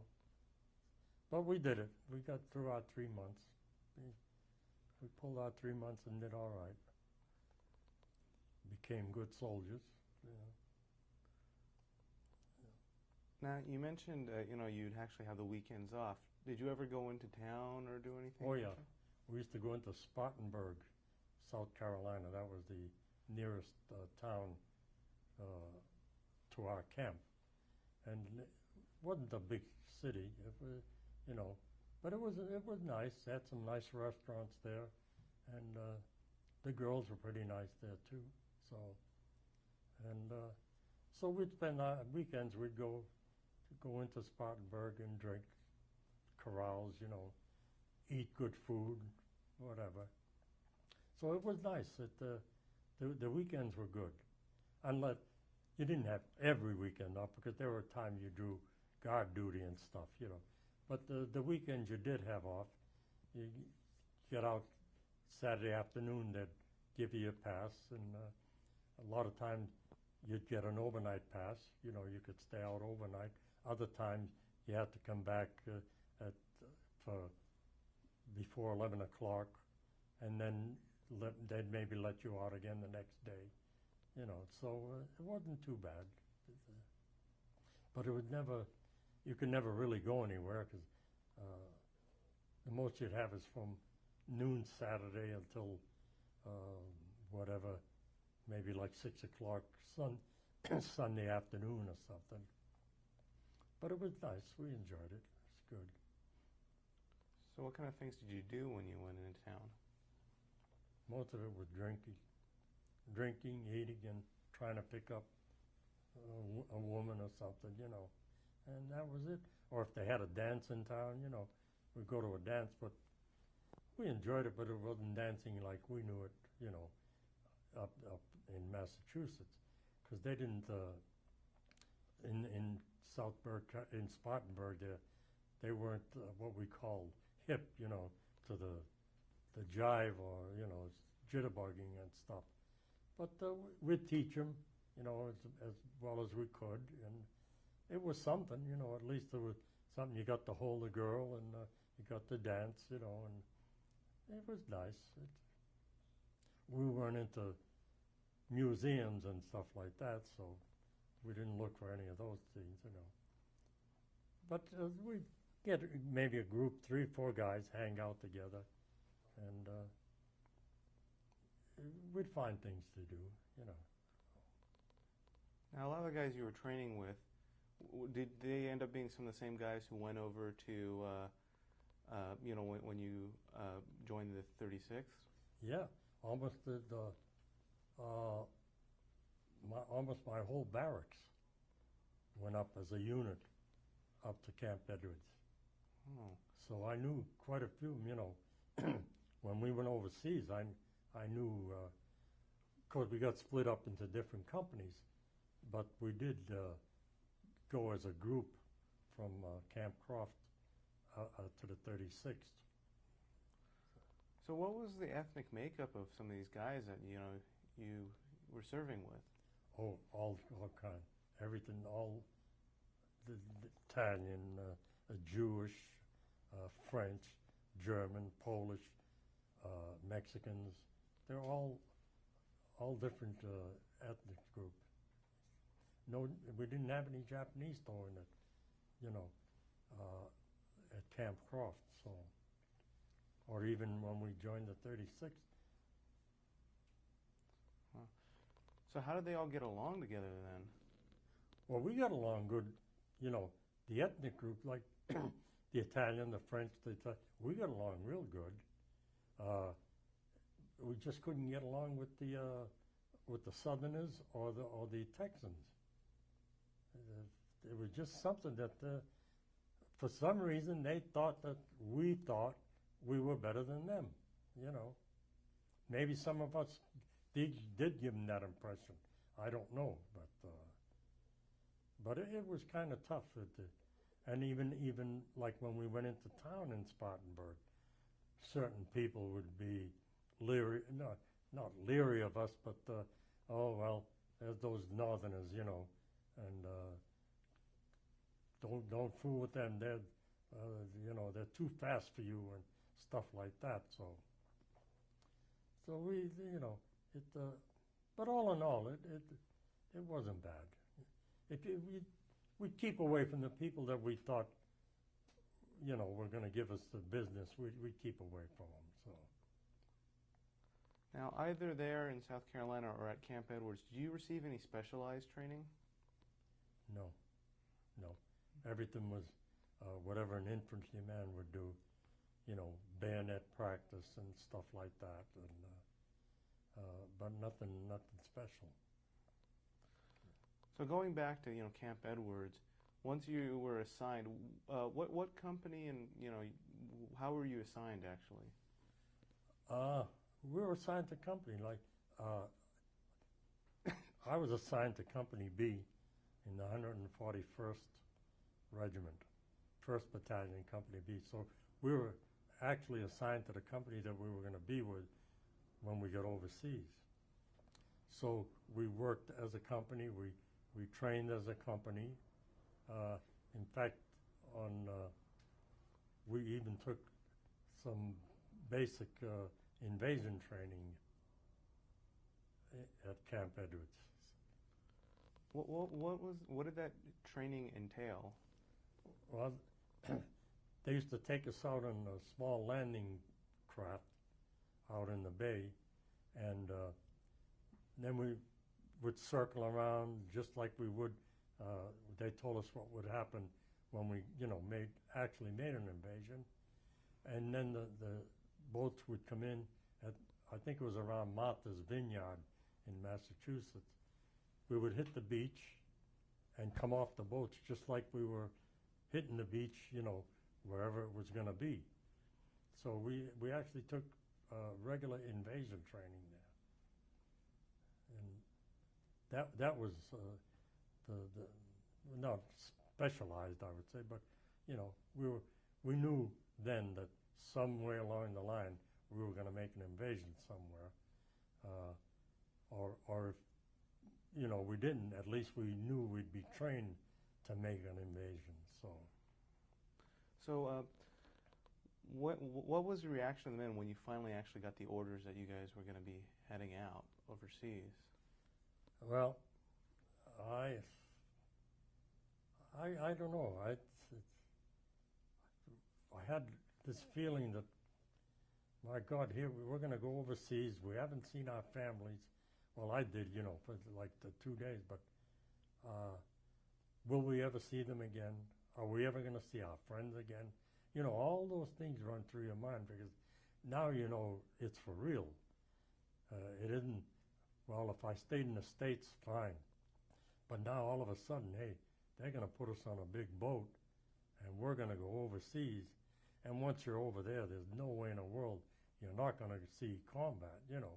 You're in an infantry unit. And you start thinking, am I ever going to see my folks? Am I ever going to see the kids I grew up with, went to school with? You know, because now they're not in the service with us anymore. Or, you know, they're all spread out in different units, different branches of the service. And it's kind of a scary feeling. And then you've never been away from home, per se, you know, until you went to that basic training. And at least there you figure, well, I'm in the same country, you know. There's always a chance I'm going to see my family and friends again. But going overseas, the thing kept going through my mind. What if I get killed over there? Now I'm going to leave my family. You know, what's going to happen to them? How are they going to take it? And there's so many things that go through your mind, at least my mind, you know. I can't speak for others, but at least through my mind, it was kind of a scary thing because I didn't want to leave the life I was leading.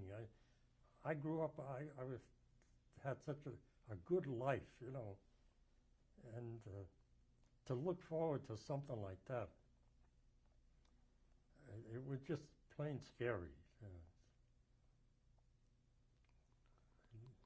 So when you actually disembarked, where did you disembark from? Oran, Africa. That was our landing place. We get off at Oran, and the irony of it, my brother didn't know that I was on those ships that came in, but he was in the artillery, and they were in Oran guarding the port of Oran from aircraft. So technically, he saw my ship coming in, and but he didn't know that, you know, that was my outfit. But I did get to see him in Oran after we had gotten settled there and everything. About 2 weeks after we got settled, I knew through letters that my brother was in Africa. And so I went to the Red Cross and told them what outfit he was in and everything. And they wouldn't tell me where he was stationed, but told me that they would get in touch with him and let him know that I was there and work something out for me to see him, which they did. So I got to see him even in North Africa right shortly after I got there. So. Wow. What was that like, meeting your brother? Oh, geez. It was, you know, it was like, hate to say it, you're growing up men in the service and crying, you know, but because I never expected to see him again. You know, I said, you go to war, he's already there, and I'm going over. There's no way in the world I'm going to see him until after the war is over, if we both make it, you know. But and then it made my folks feel so good. You know, me writing him and telling him that I bumped into Jim, you know, and he's fine, everything is fine, and don't worry, you know, things are good. And so that made them feel good too.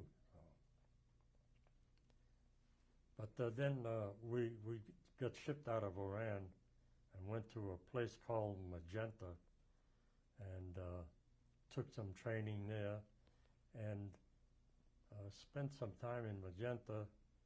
And then we got shifted all around northern Africa, Casablanca, City Belabès, and we were guarding prisoners for a while. Italian and German prisoners, guarding them for a while. And then we were taking more invasion training there and getting ready for our invasion. So we spent quite a few months in Africa, because I think we got there in April, and we didn't leave there until September. So what was this kind of training that you were getting when you were actually there? Well, we were almost like whatever we get in basic training, just to keep us, keep us up and keep us in good shape. And then, like I say, a little more invasion training too, and a lot of map work and what to expect. When they will always say, if you go, on this mission, this is what you expect, and if you do this, this is what to expect. So they were kind of getting us ready for combat, and so that we'd halfway know, at least thought we knew what we were doing. But even those that were trying to tell us what was going to happen, they hadn't been in combat yet either. So you're saying to yourself, well, you haven't lived it yet, so how are you telling me what I'm going to do or how I should react, when it actually happens? But at least we felt, okay, he knows more about it than I do, so let's listen to him, So I was just curious, you mentioned guarding German and Italian prisoners. Did you ever have any interesting interaction with them at all? Oh yeah, we could talk to them through the fence. They had like a double fence, and they could come to that first fence on their side. And Italians, I could, as far as talk to them. Germans, unless somebody knew a little German, but we weren't supposed to really do any talking. And the biggest thing was throw me a cigarette or something like that. You got any cigarettes? And well, at the time, most of us, or most of the guys said, "The hell with you! We're fighting against you, and you want cigarettes, and stuff like that." But me with the Italians, if I thought I could do it without being caught, I would throw them a pack of cigarettes or something, because I figured, hey, these are my people, and I know we're at war, but I can't treat them as an enemy, So, and they were living some of them were living better than us in those prison camps, because we treated our prisoners pretty good.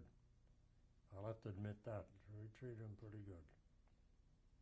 And especially most of those now in Africa, the Italians especially, they were looking forward to coming to America, because they were sending a lot of Italian prisoners to America to work in these different camps and stuff. And they had heard through the grapevine what a beautiful life they were having here. So all of them were trying to get as POWs to the United States. So, and a lot of them did.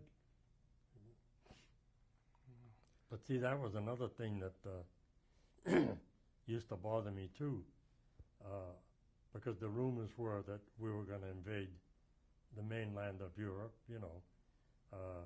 because Sicily, our troops had already invaded Sicily, but they didn't consider that the mainland, because that was an island. And my thing was, I'm going to go invade Italy. I'm going to have to fight my relatives. I sure didn't look forward to that. I really didn't. That was one of the real bugaboos, that was bothering me about invading Italy. But then we overcame that, because the day we invaded on the 9th, and on the 8th, over the intercom on the ship, they told us that Italy had capitulated. We were not to fight any Italian troops. Any troops that wanted to surrender, they were Italian troops, take them in. because we were no longer at war with Italy. Man, you talk about feeling good. I said, well, good, now at least I don't have to go over and worry about killing one of my relatives or being killed by one, you know. So that was nice. That's great. Okay, we're actually going to just take a real quick step back, and I just wanted to hear a little bit about, where you left from from the States to go to Iran, Africa, and how you guys traveled. Okay. I think, I'm almost positive that we boarded our ship in New Jersey, and we left from New Jersey. And I think it took us about 11 days because of the way to avoid submarines and stuff. They used to take a zigzag course, and it took us 11 days to get to Europe. And that ship was crowded. I mean, we were on there almost like cattle. And the first few days weren't bad, because you're talking about what to expect, well, what do you think we're going to do over there, or what do you think's going to happen? And so the first few days weren't bad. But then after that, you started running out of things to talk about, and boredom started setting in. Seasickness started setting in. And I spent about 4 days hanging over the railing going over there. I was sick as a dog. And I was either hanging over the railing or laying down on the deck, because my bunk was down 2 levels down, and I was on the bottom bunk. We used to have 3 layers of bunks, and I was on the bottom bunk, and it was hot down there, stuffy. Nobody ever wanted to stay down there, so we used to go topside and stay topside as long as we could, But like I said, so many of us got seasick going over. It was pitiful. And the only thing you could do on the ship, either read, or if you're a gambler, all you could see is blankets spread out on the deck, dice game going on here, card games there, dice game. That's all they would do. So you either read or play dice, and that was the only entertainment. So there was nothing really to do on the ship. And every so often, they would call us in, and some officer would brief us on stuff that was already going on in Europe, how the war was going on, never where we're going or where we're going to land, but always you're on your way to Europe, and that's all they could tell us. And so that's the thing. Letter writing, that was a good chance to catch up on corresponding, writing to everybody you knew back home, and hoping that when you got to wherever you were going, they would take the mail, mail it out. But there was nothing really you can talk about as far as the ship. It was just a boring experience, And I'm not a gambler, so I wasn't, into playing cards for money or dice and stuff. So like I said, most of my time was spent either reading or writing or up trucking or thinking about, am I ever going to get home again? Stuff like that. So it was 11 days of really boredom. So. Well, during that time, did you get a chance to get to know some of the guys, in like your company and your platoon, or? Oh yeah. I get to know. Got pretty close, and yet you only hung around with like a certain few people. And now one of the guys on my ship and in my company happened to be a cousin of mine from Lawrence, this Tony San Antonio. Now he was in the B company, so he and I used to hang out together, and I kind of made friends with this Tommy Carr.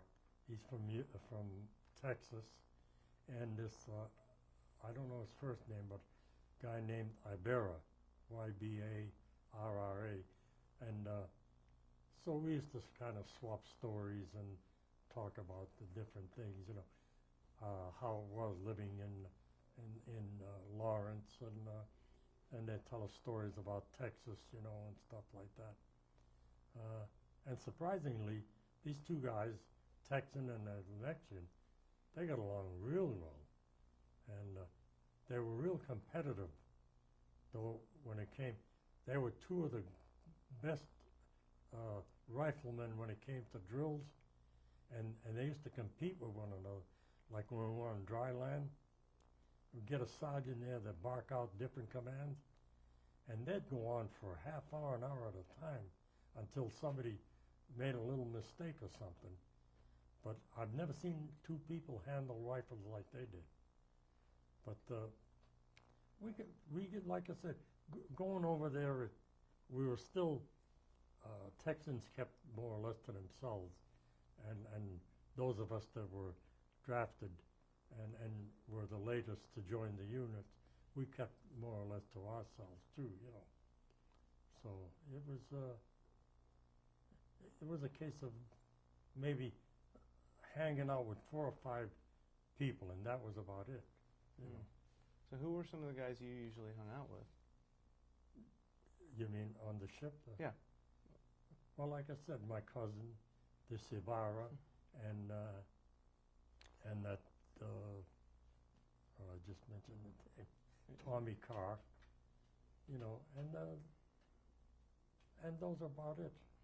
So the guys that I hung out with, you know, because mostly we, like I said, guys are either playing cards or writing letters, and I'll tell you, a lot of them didn't want to be bothered.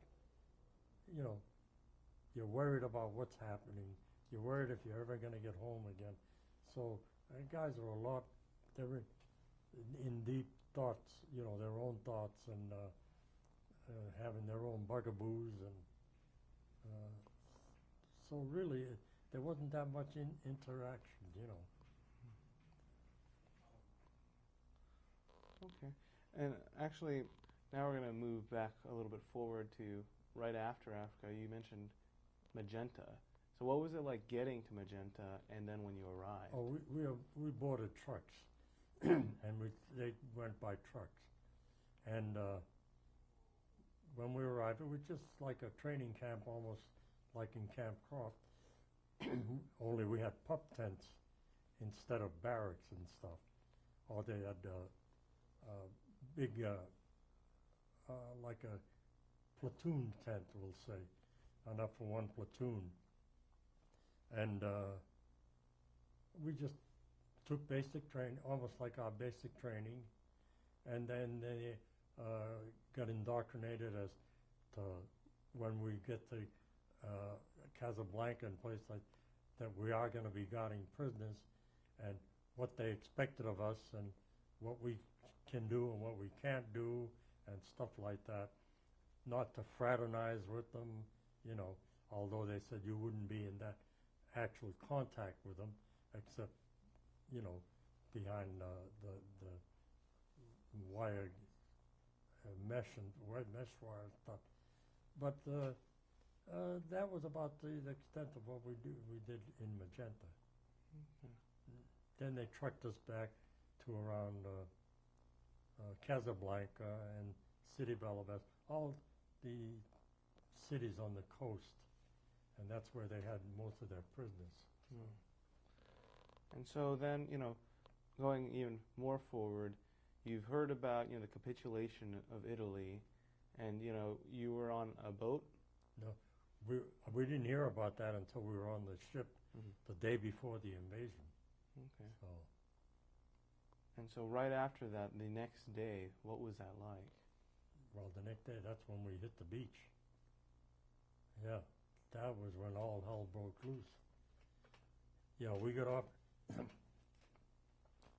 the big ships, and we had to climb down these rope ladders into the landing craft.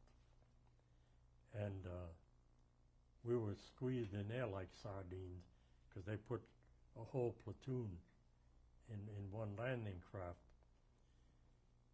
And it was hell getting on because it was the time of the year the seas were just starting to get rough, and we were out a few miles out, and we were going from the big ship onto the landing craft, and it was so rough that coming down those ladders, half the time that little ship, I mean the little landing craft would drift away from the big ship and then wham, bang into the ship again. And we lost some men coming down because they lost their foothold on the ladders. Once they hit the water, there's no way you can get it, you could save them. So we lost some men there. But then when we finally all got onto the landing craft, what they did, we pushed away from the big ships, and then we went out and they kind of maneuvered.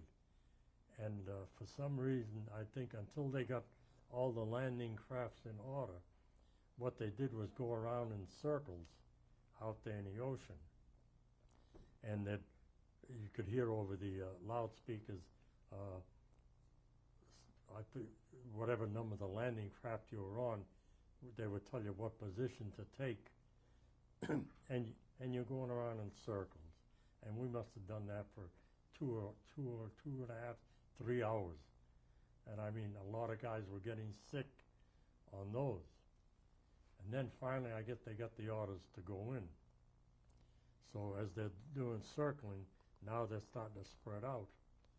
And now we're going in as almost, all of them abreast. And we're going in toward the beach. And the sailors are telling us what to expect when we hit the beach. Because they told us that they're going to try to get us as close to the beach as they possibly can.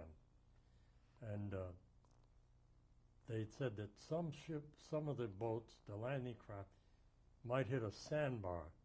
So at the first time that they hit, like the boat hits anything, they're not going to drop the front of the boat to where we get off, because it may be a sandbar. So what they would do when they finally hit something, they would back off and pick up a little more speed and hit it again. Now, if it was a sandbar, it would kind of break loose and would take off again. If after hitting it two or three times, it didn't go any further, then they would say, okay, this is it, and they would drop the ramp. And the minute they dropped, they said, no hesitation, get your butts off the boat and hit the beaches. And most of them got into, on the beach and we got in only water knee deep. But there were a couple of them that hit sandbars that didn't break loose, and they thought they were on a beach. They lowered the ramp. The guys took 2 steps off the sandbar, and down they went. And with all the heavy equipment they had on, a lot of them drowned right there, out there in the ocean. They didn't make it to the beach. So we lost a lot of men that way. But then those of us that did hit the beach, we hit the beach and we were told to go as far as we can. And there was a point there they told us that we would recognize, they gave us orientation, and that's the point where we would stop and everybody would get organized. But as luck would have it, where we were supposed to hit, B Company, the 141st Battalion, for some reason we hit the beach about a mile, a half a mile, a mile south of where we were supposed to hit. So we couldn't really find the spot on the map that, like there was a railroad line, a railroad further up, but we were supposed to stop at the line before we got there, and we were confused because we didn't know we were in the wrong area. Then all hell broke loose. we started getting firing from tanks, from mortars. Guys were stepping on mines, you know, and for about 3 days, it was just utter confusion. You know, you'd look at the guy, what company you from? Well, I'm C company. Well, you're not supposed to be here. This is B company, you know. But then who cared? Hey, all we were doing, we were trying to save our butts. So I don't care what company you're from, stay here. Let's you know, work this thing out together. We had sergeants telling us what to do, and we had 3 days of real hell on that beach.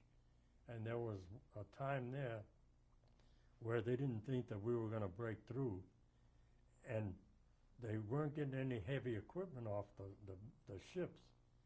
So consequently, all we had were foot troops. They couldn't get jeeps off because the shelling was so intense that they couldn't get close enough to land the bigger stuff for the first 3 days. But then all of a sudden, I guess about the 4th day, they started landing half-tracks, tanks, stuff like that. And I think it was on the 5th day we broke through, and we finally established the beachhead, and we broke through. But like I said, the first couple of days, they told us that you've got to fight, you've got to go on, because there's no way in the world they can, you know, the landing craft can come in and take you off the beach. So they said, this is it. You're here, and you're here to stay, so you're going to have to fight. And that's the way it was. And until, like I said, I think it was about 5 days before we finally made a major breakthrough and got the enemy to pull back. For people who aren't really familiar with the history of this, which beach did you land on, and what was it like when you actually got there in terms of, you know, just trying to describe this chaos? Well, we landed a little bit south of a little town called Paestum. It's an old historical town. And like I say, we hit the beach, and I hit the beach with this guy, Al Mackley from New York. He and I hit the beach together, and scared as hell. And I didn't know what to do with, so I'm trying to be brave, you know. And this Al Mackley, like me, we both liked the same music and stuff, and we liked the Count Basie band. And there was one guy on a Count Basie band. There was one hell of a saxophone player. So we're on the beach, and I said, "Hey Al," I said, "You remember this tune?" So I got my rifle, and I'm humming a tune like. He shut up, you know. He said, "We're on a beach here. We're getting fired at." And I said, "Look, I'm scared." I said, "I don't know what the hell else to do." So anyway, it was chaos there. And it was so scary because it's something that we didn't, you know, couldn't think about, like when we were in Africa. We know there's a war going on, but what's it like? You don't know you don't know what to expect. And to see guys fall neck to you, you know, getting killed either by mortar fire or somebody stepping on a personal mine and getting a leg blown off, you know. It was something that you want to throw everything down and start swimming back, you know. It was just something nobody can say, "Hey, now this is what you're going to see, and this is what to expect, so you know, don't let it bother you." No, it's something I don't think you ever get used to. As many battles as we fought later on, it never got any better. You never say, "Well, oh yeah, that's old stuff," you know. It was really something. And then knowing that you're going in there and you might have to kill. I mean, I don't give, you know, they're sure they're enemy, but they're human beings, you know. And you're thinking, I'm going to kill, they're going to kill. It's something that you say to yourself, this shouldn't happen. You know, why? Why is this happening, you know? But then you pull yourself together and say, hey, it's happening, so brother, you know, get with it and do whatever you have to do. So that's what we did. When things got too intense, we'd just dig ourselves a little foxhole, you know, and wait for orders as to what we're going to do, whether to push forward or just wait, and that was it. The first few days was dig a hole here, go forward about 200 yards, okay, dig in again, and it was just a matter of they weren't giving any ground up. I mean, you were fighting and you were taking it yard by yard, you know. So it wasn't something where they said, "Uh-oh, the Americans are here, let's get out of here and give it to them," you know. So it was something. It was awful. The only word I can, you know, bad. Now, this was your first combat experience, and it lasted for 3 days. How do you, you know, even do simple things like eating or even sleeping in an environment like this? You get very little sleep. Eating, you eat, because when we landed, we had X number of rations, you know, to last us for say a couple of 3 days at least, and that's it. You'd get in your foxhole, and you'd break open your K rations, you know, and a little can of whatever they had, like corned beef hash or whatever, and you eat out of that, or little biscuits that they had, and that was it. And as far as bathing and stuff, forget it. No shave, no bathing, you know. Who was always worried about whether I can get, you know, whether I can shave or whether I can bathe, or all we were worried about is if I run out of water in my canteen, am I going to be able to get some water somewhere? You know, are we going to run out of food? But they kind of figured on that. So the foot troops that got on, they couldn't get any heavy equipment off, but they come off with foodstuffs and things, you know. So it was never we never thought about starving or anything like that. You know.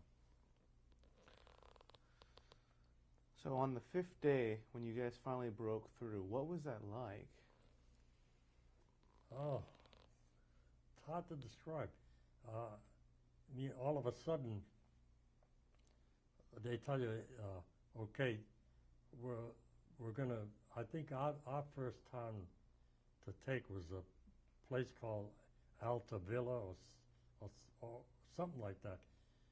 But they says some of the Germans had pulled back, so they said that we were gonna regroup, and that our objective was a certain town.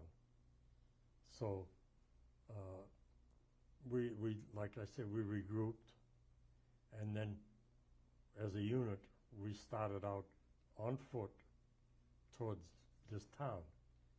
But you'd only go so far, and then you'd have rifle fire. You might meet up with a little resistance, you know, pockets of resistance, and maybe fight for a half hour, an hour, until either we had to pull back or they pull back, and then you'd advance a little more, you know. And it was just a thing of advance a little, fight a little, advance a little, fight a little. There was no such thing as, okay, they took off, let's get on the trucks and chase them, you know.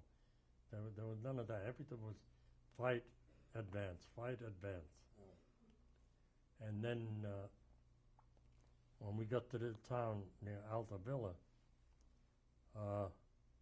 they sent me out on patrol with a 11-man patrol. No, it was, I think it's 5-man patrol, but it wasn't to engage the enemy, because sometimes we'd send out like an 11-man patrol to engage the enemy just to see how strong they were.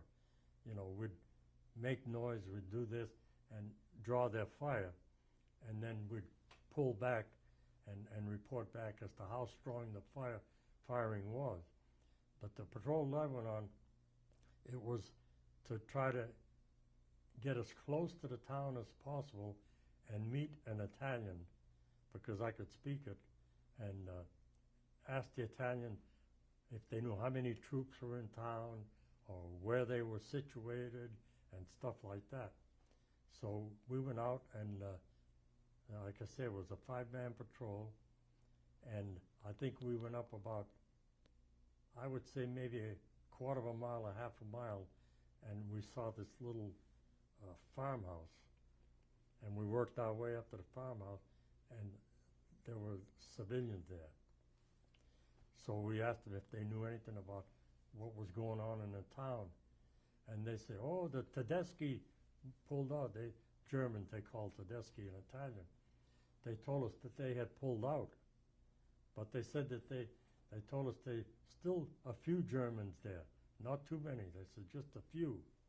Then we found out later the few were in a church tower, and they were snipers. They had left some snipers up in the church tower because it was up on a hill. And they were just harassing, you know, anybody that was walking around. They would harass them with sniper fire. So when we went back and told the company that what we were told, you know, and said, you have to take their word for it, but I think I believe them when they said that the Germans have pulled back out of that town, and I said we shouldn't have that much problem, you know, getting into the town. So I don't know what company, it wasn't my company that went up, but they didn't have that much problem taking the town. All they had, like I say, they had problem with snipers, but they did away with them with hardly any problems at all. So that was our first town that was taken. And that's the way things would go. You'd get pulled back for a little rest. This is after we got in a while, you know, and then things got a little better for us. They would pull the company back and regroup and see who's there, who's missing.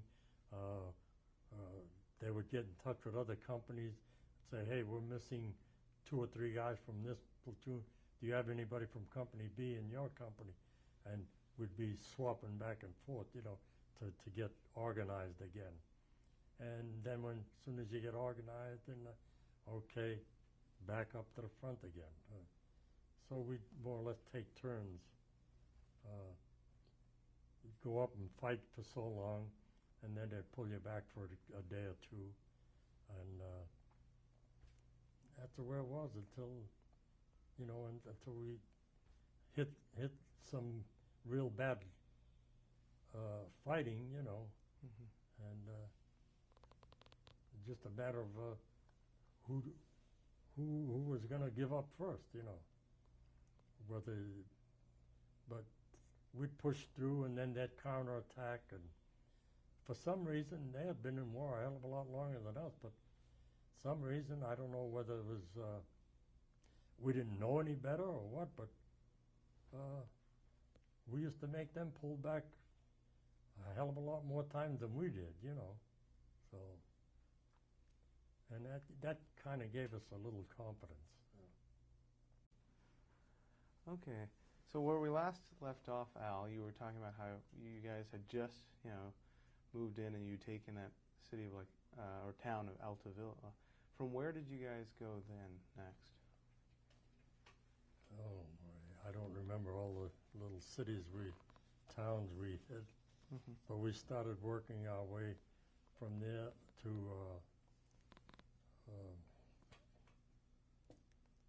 Casino, you know, in that area. Casino, Monte Casino, the Rapido River, the San Angelo. So we're just working our way up the highway, going towards Rome, Naples and Rome. Now, during any of this time, you know, once you guys were regrouping, had you heard anything about anything like the 100th Battalion? No, no. But I found out after, though, that they had been with us all along.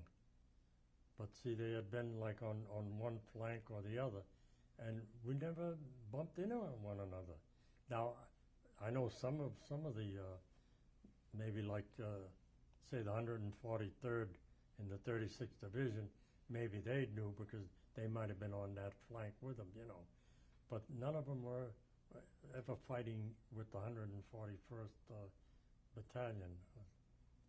But it was, yeah, later on it was, I think it was up around the Rapido River or San Pietro, up in that area, that we had heard something about Japanese troops, you know, fighting in the area, but I had never run across them. What kind of things did you hear? Well, about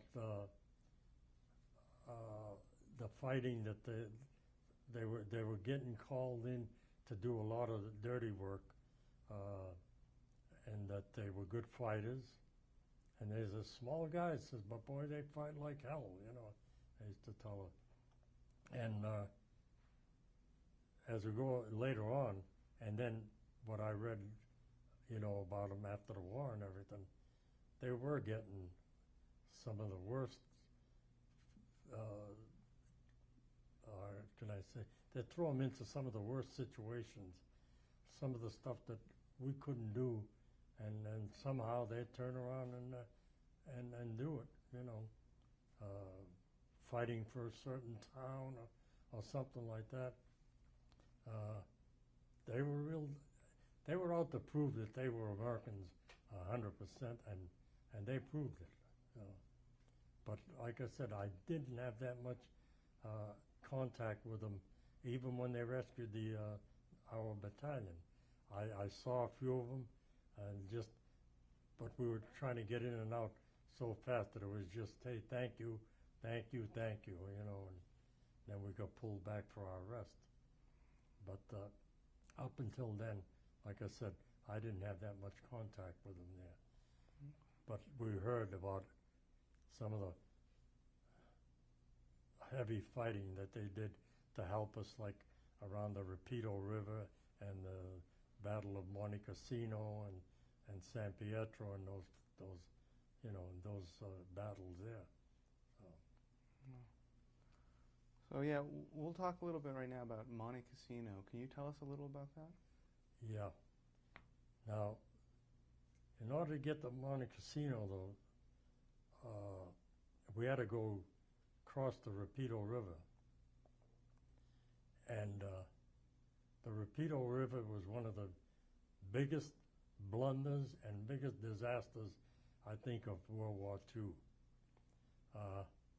We had no business trying to cross the river where we tried, and found out after that General Mark Clark, who was in charge of the 36th Division at the time, they were even wanted to put him up for a congressional hearing because of the blunder that he pulled there. There was nowhere in the world, the way the situation was, that we could cross the river where they wanted us to cross it. Because before we even got there, the Germans had cleared out a lot of the area on both sides of the river, and they had laid a lot of landmines there.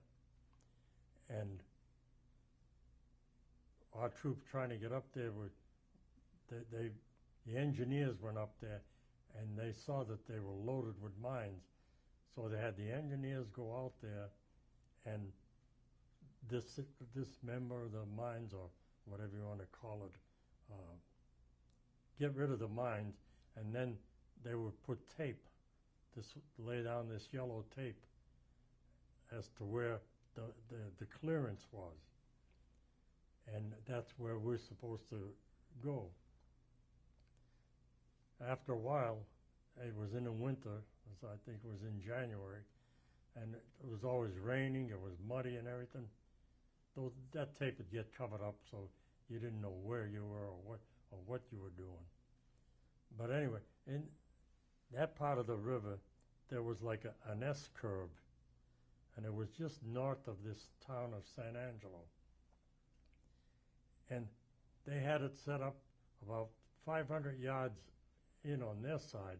It was all cleared out, but at 500 yards, they had all kinds of barbed wire fences there. They had machine guns set up so that they were cross-firing on the troops that were trying to get across. And it was the dead of winter.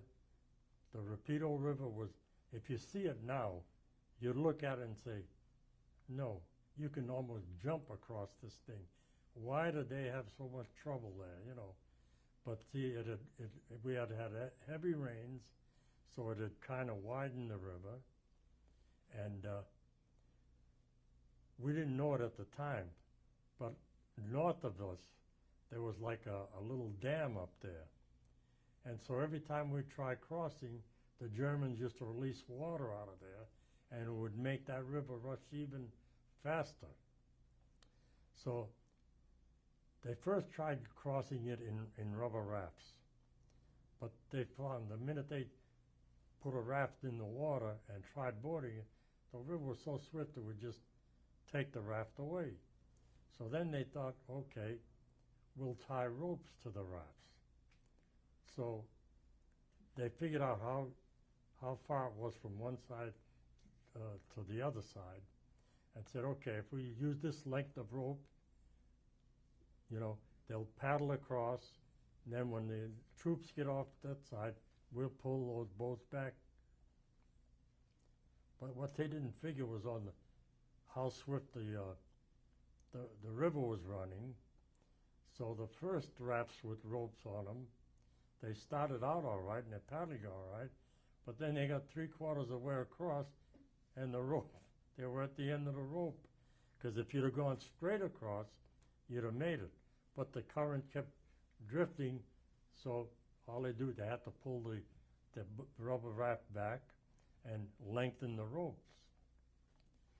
But then they tried even building little pontoon bridges. They'd get halfway across and the Germans would blow them up. But they finally got one, from what I understand, they finally got one little footbridge, worked almost to the other side. And but any of the troops that went over there, if they didn't get hit by mortar fire or they didn't step on mines and stuff, they'd only go so far in that machine gun fire crisscrossing. There's no way in the world you could break through there. No way in the world. But this General Clark insisted that we were going to cross that, you know. Now, I never got across the river myself. The only time we tried crossing, we got in a rubber raft and got about halfway across, and the rope broke, and we got swept down maybe about 300 or 400 yards down. But luckily, the way the current was flowing, our raft hit on our side, so we got picked up by, you know, our own men. But it was such fierce fighting there. That's the only time I know during this war that they called a truce, and I think it was for 24 hours, if I'm not mistaken. The Germans finally decided on a truce to where there would be no firing back and forth, and we could go pick up our dead and wounded, and they would pick up their dead and wounded. But they would only allow, like beyond the barbed wire, if anybody got across there, they would only allow one person to go, you know, to pick up any wounded and bring them back, because they didn't want anybody seeing how strong their troops were. So we did for about 24 hours. There was no firing going on. We picked up all our dead and wounded, and they picked up their dead and wounded. And I think that's when they decided, our generals or whoever decided there's no way in the world we're going to cross here. So from what I understand, and I think that the 442nd was involved in it, that they made a crossing further up the river. And that's when we got pulled out of there, and we had to regroup because we lost almost the whole regiment there, damn near the whole regiment. And we had to pull back and get, come back up to combat strength again.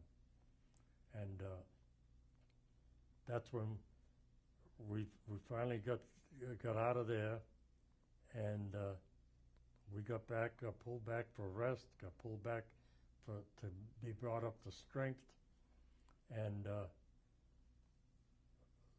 I don't think we did any more fighting in there for a while, because I don't know what outfit went at Monte Cassino. It wasn't our. It might have been like the 142nd of our regiment, but we didn't do any the fighting to go up to Monte Cassino. So, but that was a bloody battle up there, and I know the 442nd was heavily involved in that too. The Battle of Cassino and Monte Cassino. So after that, was that the Battle of San Pietro? Yeah. That you were involved in? San Pietro was another battle. And see, unfortunately, in Italy, there's so many mountains. It's so mountainous, and all the level ground that they have, they try to keep it for farming and stuff. So all their villages and towns are built up on the side of a mountain. And, the Germans are already there, so they're looking down your throat. So every village or town that we take was a battle, because we're going uphill, and you can't get up there in jeeps, because what narrow roads there are going up there are either heavily mined or they're zeroed in with mortar fire, So we had, the foot troops had to go up there, and it was like they used to have terraces there, like grape vines and stuff growing, and you go from one terrace to another, fighting them here and there, and it was just hell trying to take any town there. But San Pietro, we had to bomb the heck out of it, and even today it's in shambles, because I found out after that it was so heavily mined that the Italians just says, forget about it. We don't want to even try to save the town, because they'd only have to tear it all down to rebuild it again. So what they did, they rebuilt the town of San Pietro a little below where it actually is, where it was before, So now they have a new San Pietro down below, beautiful little town. And when we went back up there this past April, I took this group of students on a tour, and there were only, I think, 3 families living in the town. Their houses weren't that badly hit, and they insisted that they weren't going to leave. So they have 3 families. I have the whole town to themselves. Well, what's left of the town. So everything was destroyed up there, the church, everything. So, but that, like I said, there was never an easy battle in Italy. It was the mountainous terrain was a real drawback for us. Are there any distinct memories you have of the Battle of San Pietro? No, not really. The only memories I have is the way we had to fight to take it. Like I said, it wasn't straight uphill, because the people had terraced everything off so that they could grow stuff.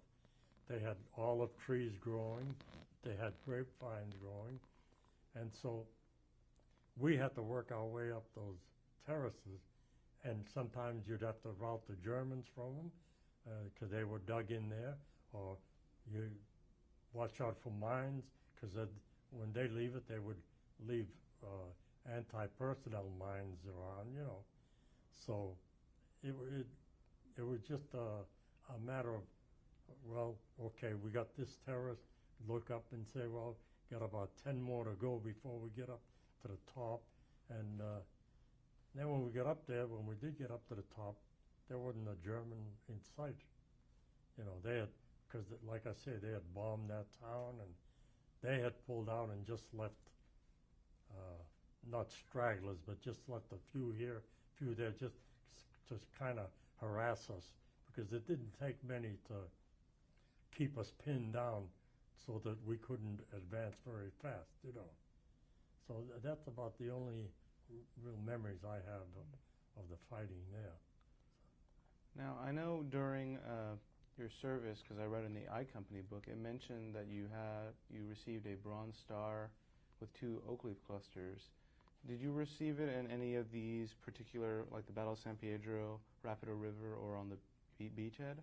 No, see, those weren't individual stars. They were like unit. It wasn't that I got it because of what I did in any particular battle. It was like maybe our company for certain battles. And I don't even remember which battles they were in, to tell you the truth. In fact, I was surprised even after that, when I got my medal, that I had the Bronze Stars and the cloth or whatever. I said, well, we did something right. Yeah. And then I read about it after, naturally, you know. I know one of them we got was in France. Okay. So I think it was when we invaded southern France. Oh, okay. Now, after the Battle of San Pietro, where did you go next? I think our next big one was in Velletri. So I think Velletri was the next one, because that. No. It would be Casino. Casino was a battle, and I don't remember that too much, because Casino and Monte Cassino were more interlocked, like, you know, because Monte Cassino was up above Casino, and I think I don't know which one of our battalions was involved in that, along with the 442nd. But our next one that I remember would be Velletri, and that's the one that opened up the gates to Rome. That was the big stumbling block to Rome. And I think the 142nd took that, because when we got there, our job, we circled the town, and we got in behind the Germans so that they couldn't bring replacement troops in, because we knew that we were going to hit, you know, come from the south. And so our job as the 141st was to circle around behind the town, cut the Germans off there, and stop any Germans from coming down when they finally decided to go into Velletri. And I forget who went in, but anyway, they went into Velletri, and when they took Velletri, that kind of opened up what they call the gates to Rome. It was almost, because the Germans pulled back from there, and being that the Rome was off limits to any kind of fighting, they couldn't stop at Rome. So when they pulled back beyond Rome. So that left, like they said, we just went into Rome in trucks.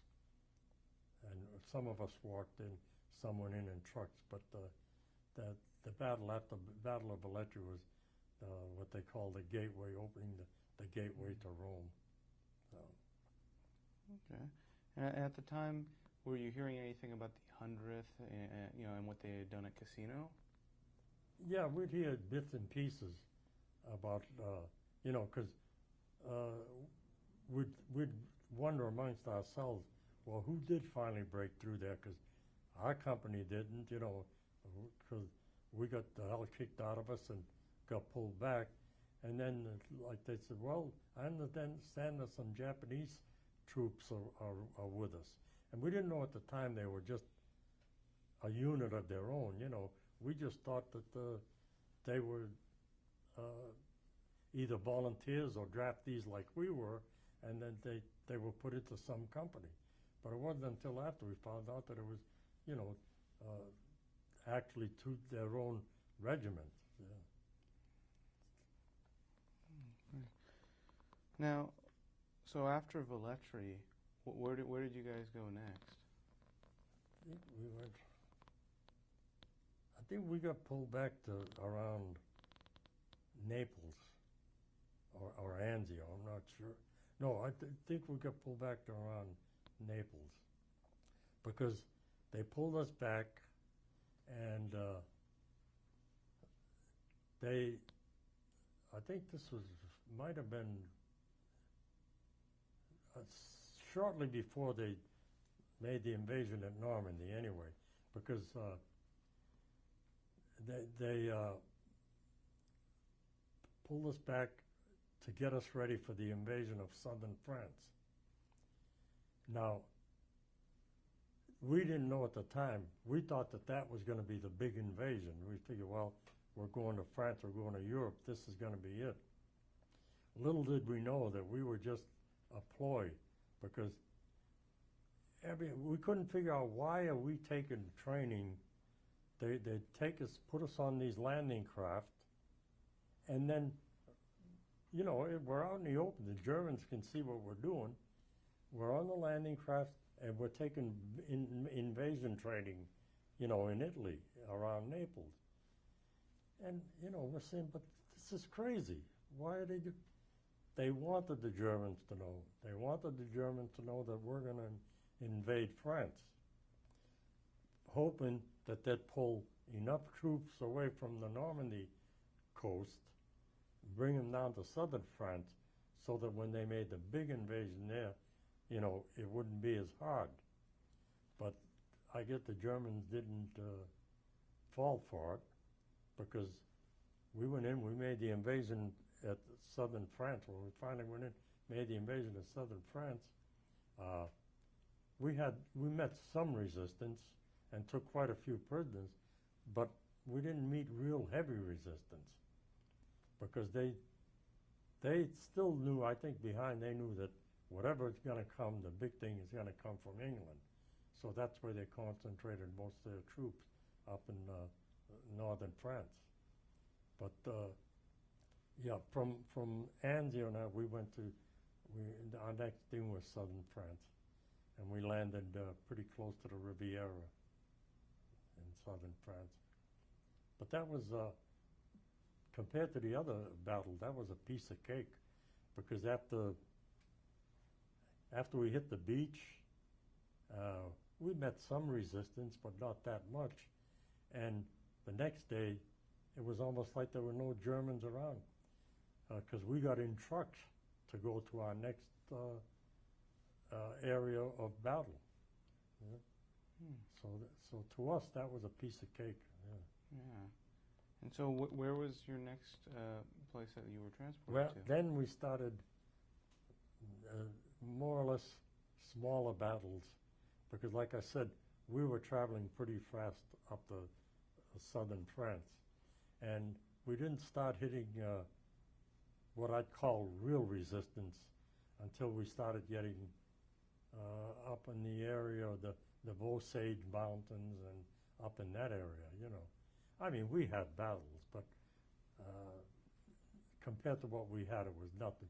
We'd come to some small town, and within hours, we'd rout the Germans and take the town over and go through it, and then get on trucks again for the next town, you know. But like I say, up until we hit the Vosges Mountains, we had a pretty good deal of it in France. So. Now, How did you actually get to those mountains? You mean Yeah, you up, know. Up. well, like I said, most of it we'd walk some, but a lot of it the trucks would take us up so far, and then they'd drop us off like maybe a mile before town, and or if we were meeting any kind of resistance, we'd jump off the trucks, you know, and wipe out pockets of Germans that were like they're more or less for harassment, see, and then maybe walk a couple of miles, and if there was no more resistance, then we either get back like on trucks, or sometimes walk behind tanks that have 2 or 3 tanks abreast, and we'd walk behind the tanks. And if you hit any kind of resistance, again, spread out, wipe out, or take prisoners or whatever, until we hit those Osage Mountains. But that was it. It was walking truck, walking truck. Okay. Now, I know we were talking about a little bit in the break. At what point did General Clark, leave, the command of, I don't know. I'm not sure now when. It had to have been before the battle up in the Bruyères, because General Dahlquist was in charge then. It may have been sometime after that Rapido fiasco. I'm pretty sure, because they weren't too happy with what happened there. So General Dahlquist, when did you believe he took command? I think it was sometime after the crossing of the Rapido. I'm not sure just when after, but or maybe he took over like when we left Italy to go to France, and he took over. Clark may have stayed in Italy, and Dahlquist came up, took over the outfit for the invasion of France. That's probably the way it happened. I don't know. So, while we're on this topic, could you tell me a little bit about how the men, all of the enlisted men felt about these two different, generals? I tell you, you really don't know those things. Like, you don't know what happened, why. I know we knew damn well we were unhappy with the Rapido River thing, and that Clark was responsible for it, but we didn't know when they changed or why they changed, and because you don't get to see the generals very much, so although from what I understand, General Dahlquist. Okay. So back to what you were saying about Dahlquist. Yeah, I had read that when we were cut off, that he came up to the front lines. He was actually up there in the front lines, I guess, to get the 442nd and the 100th to come rescue us. And he had an aide by the name of Sinclair, I guess, and his father was a famous writer or something. Sinclair Lewis was his father? Oh, yeah. Okay, Sinclair Lewis was his father. Now, he got killed by enemy fire up there, and that kind of shook Dahlquist up. But, I mean, he's one of the few generals that was actually right there. I mean, that's how bad the situation was and how bad they wanted us rescued. So he's the one that gave the 42nd the orders. And I understand they had just got off a big battle, and he told them to be ready for something else, because they says, we think we're going to have to use you for something, something big. And my God, from what I've read, they just got off a big battle. And I guess it was maybe the third day after we were cut off is when, third or fourth day, when he finally told them, look, the situation is dire up there. We have to get them out. So you're going to have to go in. He told them to go in and get them out, get us out at all costs.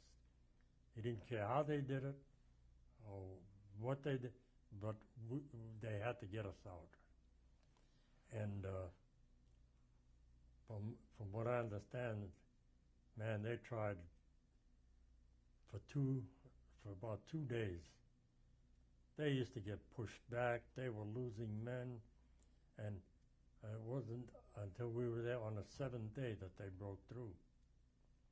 So, but now we got up there, and our objective was the top of this, like, hill or whatever you want to call it, and it's a real wooded area, but up on top there's like a bald area. And from the initial start,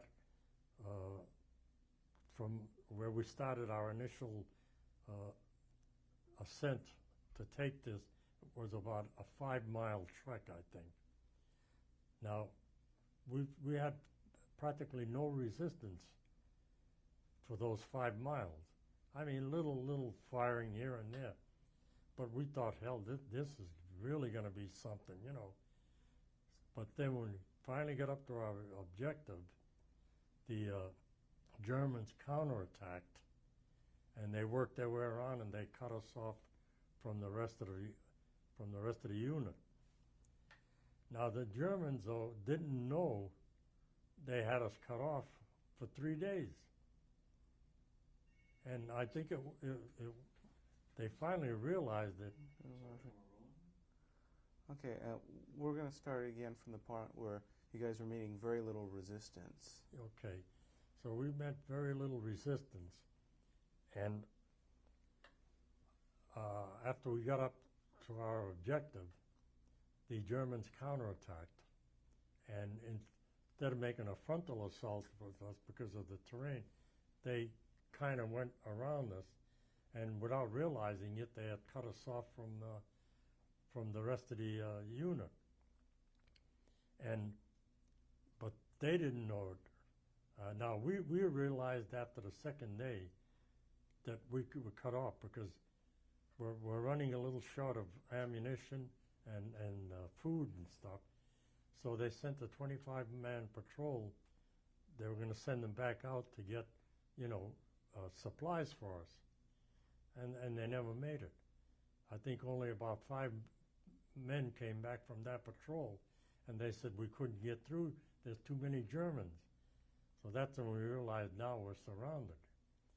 So now the radio man, from what I understand, we had one radio, and he's sending little messages back to our headquarters that need food, need ammunition, need medics because of some of our wounded.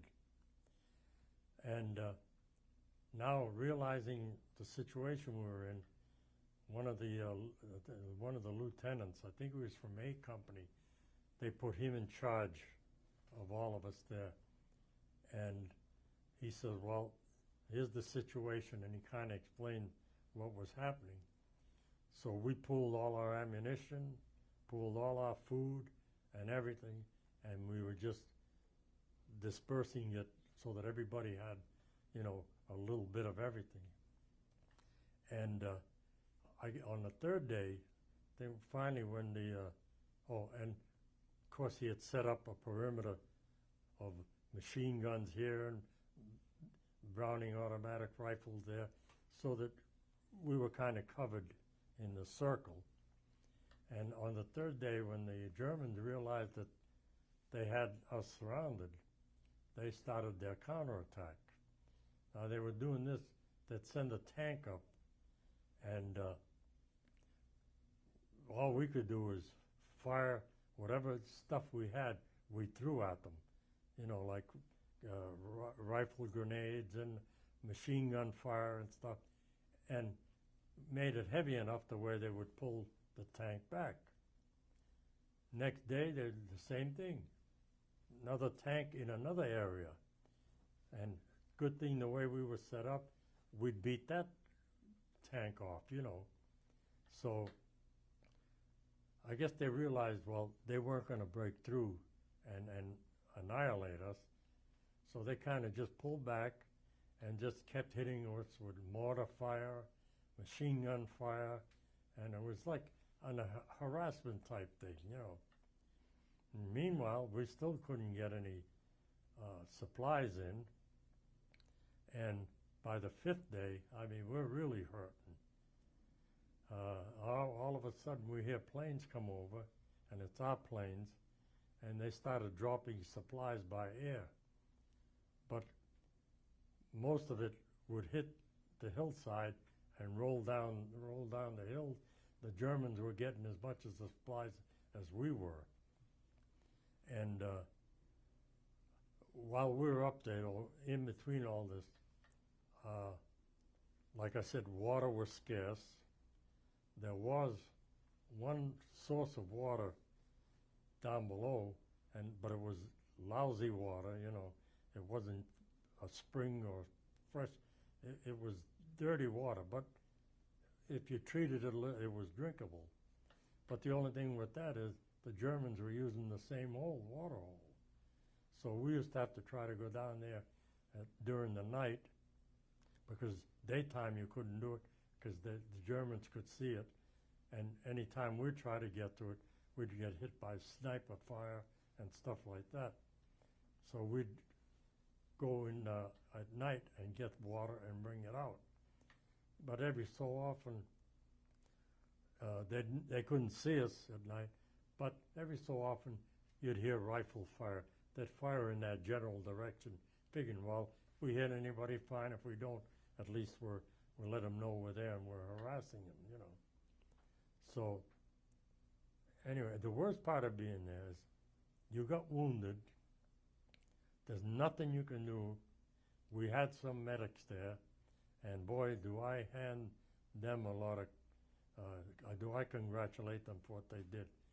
Because they went out in broad daylight and took a chance that the Germans would live up to that deal where if they got the Red Cross on their helmet, you don't fire them, you leave them alone. And for the most part, they did. So they'd go out and they'd tend to the wounded, you know, and bring them in. But if we didn't have a medic in our area, and you hear some guy out there during the day, he's hollering for help and he's moaning, I've been hit, you know, I need help. It's daytime. You couldn't get to him. You have to wait until nighttime to get to him, you know. So you just keep your fingers crossed and hope he wasn't hit bad enough to where he would at least live till nighttime till we got him out. Either that or hope that one of the medics would come in and then he would go out during the daytime. And they were so good about that. Those medics were so good. But anyway, when they finally, I think on the 5th day, I think Dahlquist told them, look, you've got to get in and take them at all costs. We want them out. So that's when the 442nd and the 100th started making their attacks. But the way the area was, to get to us, it was narrow area. You couldn't get there with jeeps or anything. It was narrow area. It had to be all foot troops. The area was heavily mined. The Germans knew just where to hit them with mortar fire and everything. And every time they'd make a big push, they'd get pushed back. And I think for 2 days, they kept trying, and it was on the 7th day, and I think their second or their third day of trying, that they finally broke through. And I mean,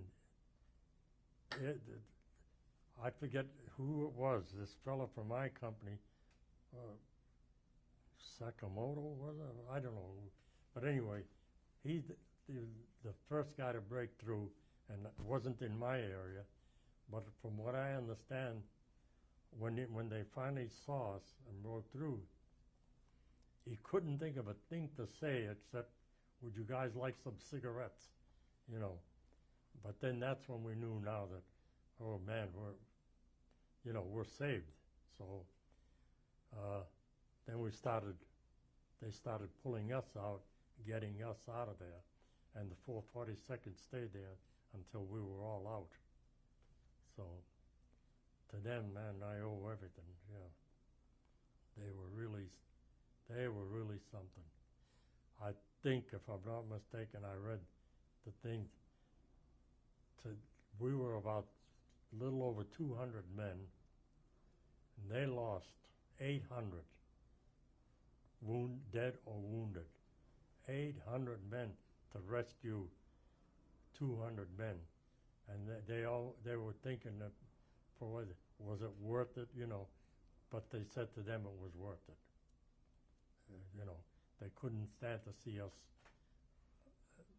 They couldn't leave us up there and get wiped out. So to them, they said it was worth for them to get it. Losing 800 men through all kinds of either death or wounded, you know, stuff like that, to rescue those 200 men. That takes some kind of guts, I'll tell you. There's something else, that outfit.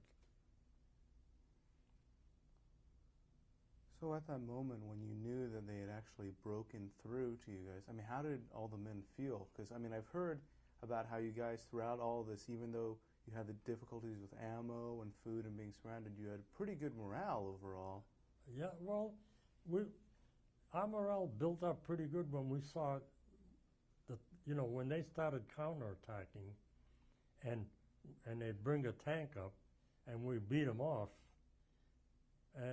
We figured, well, either they don't have enough troops there, or they don't know how strong we are, which they really didn't, because if we'd have let even one tank get through, forget it. They'd have wiped us out. But as the way things turned out, we figured even if we run out of ammunition, when they make an attack, we hit them with everything we got.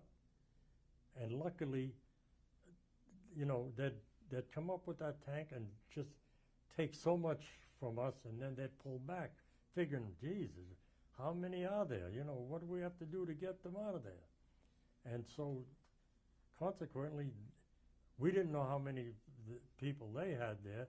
They didn't know how strong we were. So it kind of worked. We knew it was working to our benefit, because we says, hey, if they had any kind of strength out there, or if they knew the predicament we were in, they'd just hit us 2 or 3 different sides with tanks, you know, and they'd wipe us out.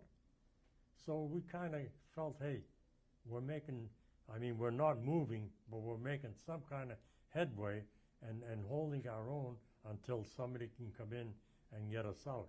Because we figured they have to, you know, they're not just going to say, well, look, forget them. Let's go on and go up above. That we knew they wouldn't do. So it was just a matter of how long is it going to take for them to get some troops to get us out of here. And so, like I say, on the 7th day, that godsend came, and those 442nd guys came in, and out we went. And we didn't waste any time except thank you. We just wanted to get out of there and get back to safe territories. And unfortunately, we didn't get to see them after that either, because it seemed like they're either fighting on the flank of like the 142nd or the 143rd.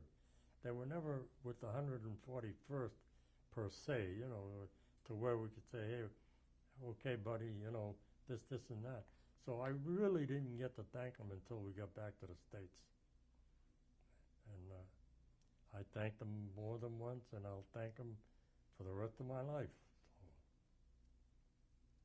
they were some great guys there. And that's the most decorated outfit in the war. I think they got more Congressional Medals of Honor, and there were multiple Purple Hearts. You know, they didn't get 1 or 2, they had 1, 2, and 3. Just kept coming back for more. So They proved to him that they were Americans, boy. So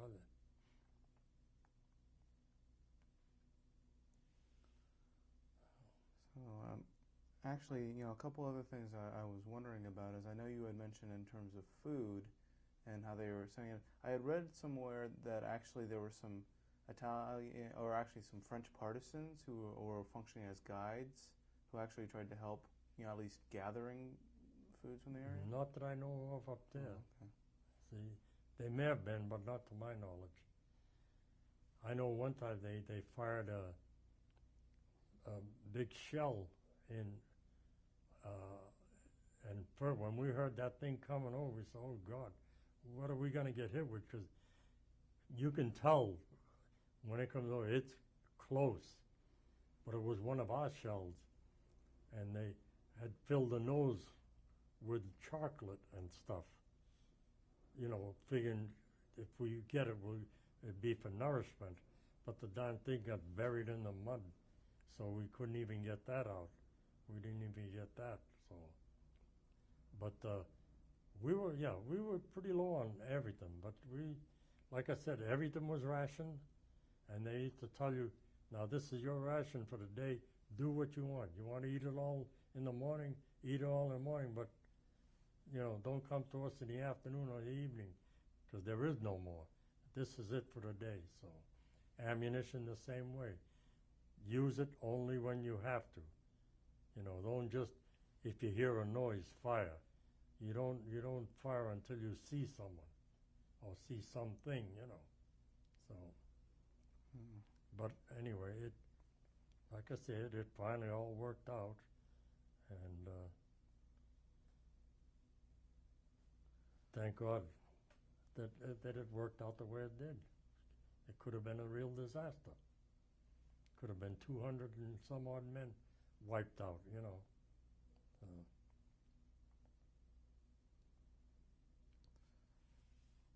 Okay. Does anybody else have any more questions about this before I move on? Okay. Then we're actually going to move on to, now that you've, gotten out of that scenario, where did you go next? Okay, it wasn't long after that when I found out that if you had 85 points, you could request going home. So we got into Germany, and we fought our way into Germany, and I think the war ended in, what month was that? I think early in the year of 55. I mean 45. Early in that year.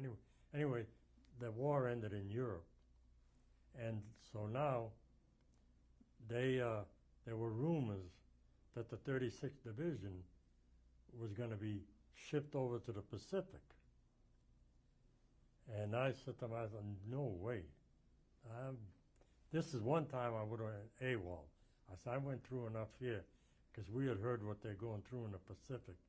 I says, I'm not going to the Pacific for anybody. But anyway, I counted the stripes I had on my uniform, and for every 6 months you get 5 points, and then you get 5 points for certain battles. And I had 80 points. I said, I need 5 more points to get home. And then I noticed that they hadn't put down the 5 points for my Purple Heart, because I think when I was in the field hospital, I don't know whether the records were lost or what, but it wasn't registered in my company as being in a field hospital, for I think it was 4 or 5 days. So then when they researched everything there, they said that he was in a hospital and he was released on, such and such a time. He's got the Purple Heart coming. So that 85 points. I says, okay, I'm asking to be sent home. Since the war is over, and if you had 85 points, you could request being sent home. I says, I want to go home. So they took me out of the 36th, put me in a 63rd Division that was getting ready to be shipped home.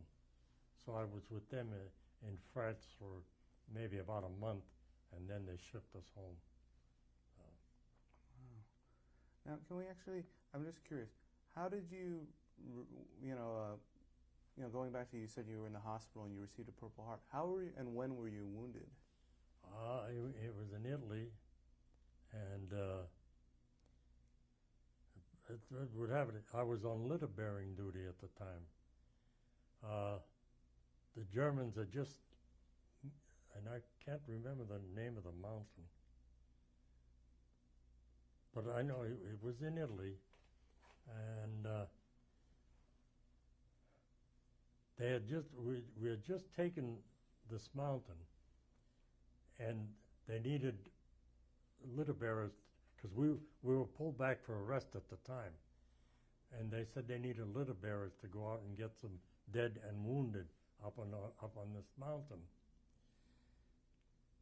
Now they told us approximately where the wounded and stuff would be, the dead would be, and the communication guys said, okay, we got communication lines strung up from here to the CP up on the hill. If you guys just follow this communication line, it'll take you right to them.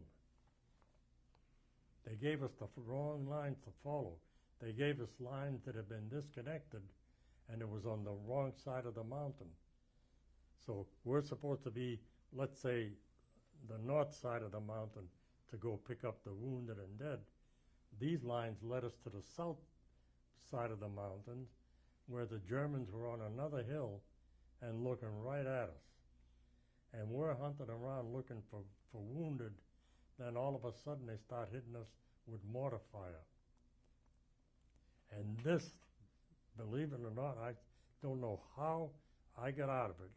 We were 6 guys in a row, maybe about 5-10 yards apart. And when this one mortar shell hit real close to us, it killed the front man. It killed the second from the end. I was blown up off the ground, I bet you about 3 or 4 feet. And the concussion knocked me out. So when they came up and got us out, and I came to in the field hospital, one of the medics there says, I don't know how you made it. He says, I don't know whether I want to show you this or not. But he says, I'm going to show. I had a blanket under my arm because I was carrying some blankets, and the other guys were carrying the stretchers, to pick up, and the blanket was to cover the wounded, to bring them back down. They opened that blanket up. It was full of holes where shrapnel had gone through. And I'm like this, so you can imagine that thing, the shrapnel is going through here, and all I got was a couple little things, one in my throat, something here. That blanket was almost in shreds. He says, I don't know how you lived through it, or how any of you up there. He said, so I asked him what happened, and he said, well, you lost 2 dead, and one of them was hit pretty bad with shrapnel, and I got the concussion, and then there were 2 that came out of it, pretty good. So that's how I got my Purple Heart. And when I think about it, I said, boy, I was lucky there too, Wow. So now I guess we'll jump back, forward to you've been attached to, is it the 63rd? Yeah. Now, what was it like, moving to this different unit, knowing you're going home? Oh, okay, actually, we're going to stop this tape. Well, Al, so I'm going to ask you a little bit now about who were some of the people, who were in your squad or even in your company that were really memorable over the years? Okay. There are about maybe 3 or 4 that I was kind of close to. One was that Al Mackley I told you about, that we hit the beach together. Real nice guy, real tall guy, about 6'1", and he was a semi-pro baseball player. He was a catcher, and from what I understand, he showed me some clippings. The kid was pretty good, and he would have made the biggies if the war hadn't come along. But Al was real gung-ho guy. Now he's a guy that he got hit when we were over there, and I don't remember where it was. It might have, I think it was before the Rapido River. We were in a battle, and our company captain got hit. Captain Harmonson got hit in the leg or something, and this Al Mackley, and Captain Harmonson was a small guy, little guy. This Al Mackley put him on his back and carried him, hell, I don't know how far before we got to a first aid station. So Al was that kind of a guy, and but Al got hit a little later on, and he got what we call the $1 million wound. Was enough for him to get sent home. Now everybody looks for that $1 million wound, but he got hit in the wrong place.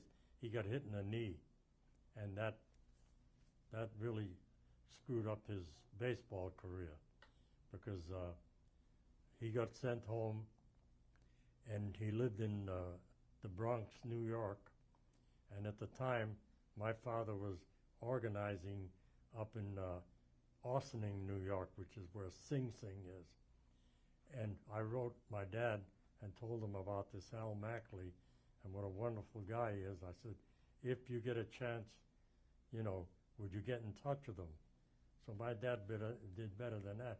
He not only got in touch with him, he went and he visited with him. And he went and talked to this Al Mackley. And incidentally, Al Mackley has passed on since then. But he's one guy. Then there was this John Stalteri from New Jersey, real, always happy-go-lucky guy. We used to go on, like whenever we got pulled back or something, and we could find a city to go back and get, halfway decent city where they had places open. We'd go in town, have a few drinks, and I remember a couple of times we found this place where they had musicians, and it'd be during the day. The musicians weren't there, but there was a piano there and drum and bass. So John would get on the piano and I'd get on the bass, and I wasn't good at it, like I said, but at least I kept the rhythm, He was a pretty good piano player. He played and the people looking there, they thought we were something. They didn't understand that much about music, I guess. But anyway, he was another one guy that I went to visit him after the war too. But I guess you want to talk about that a little later. Oh, sure. Well, if you want, you can talk about it now. Okay.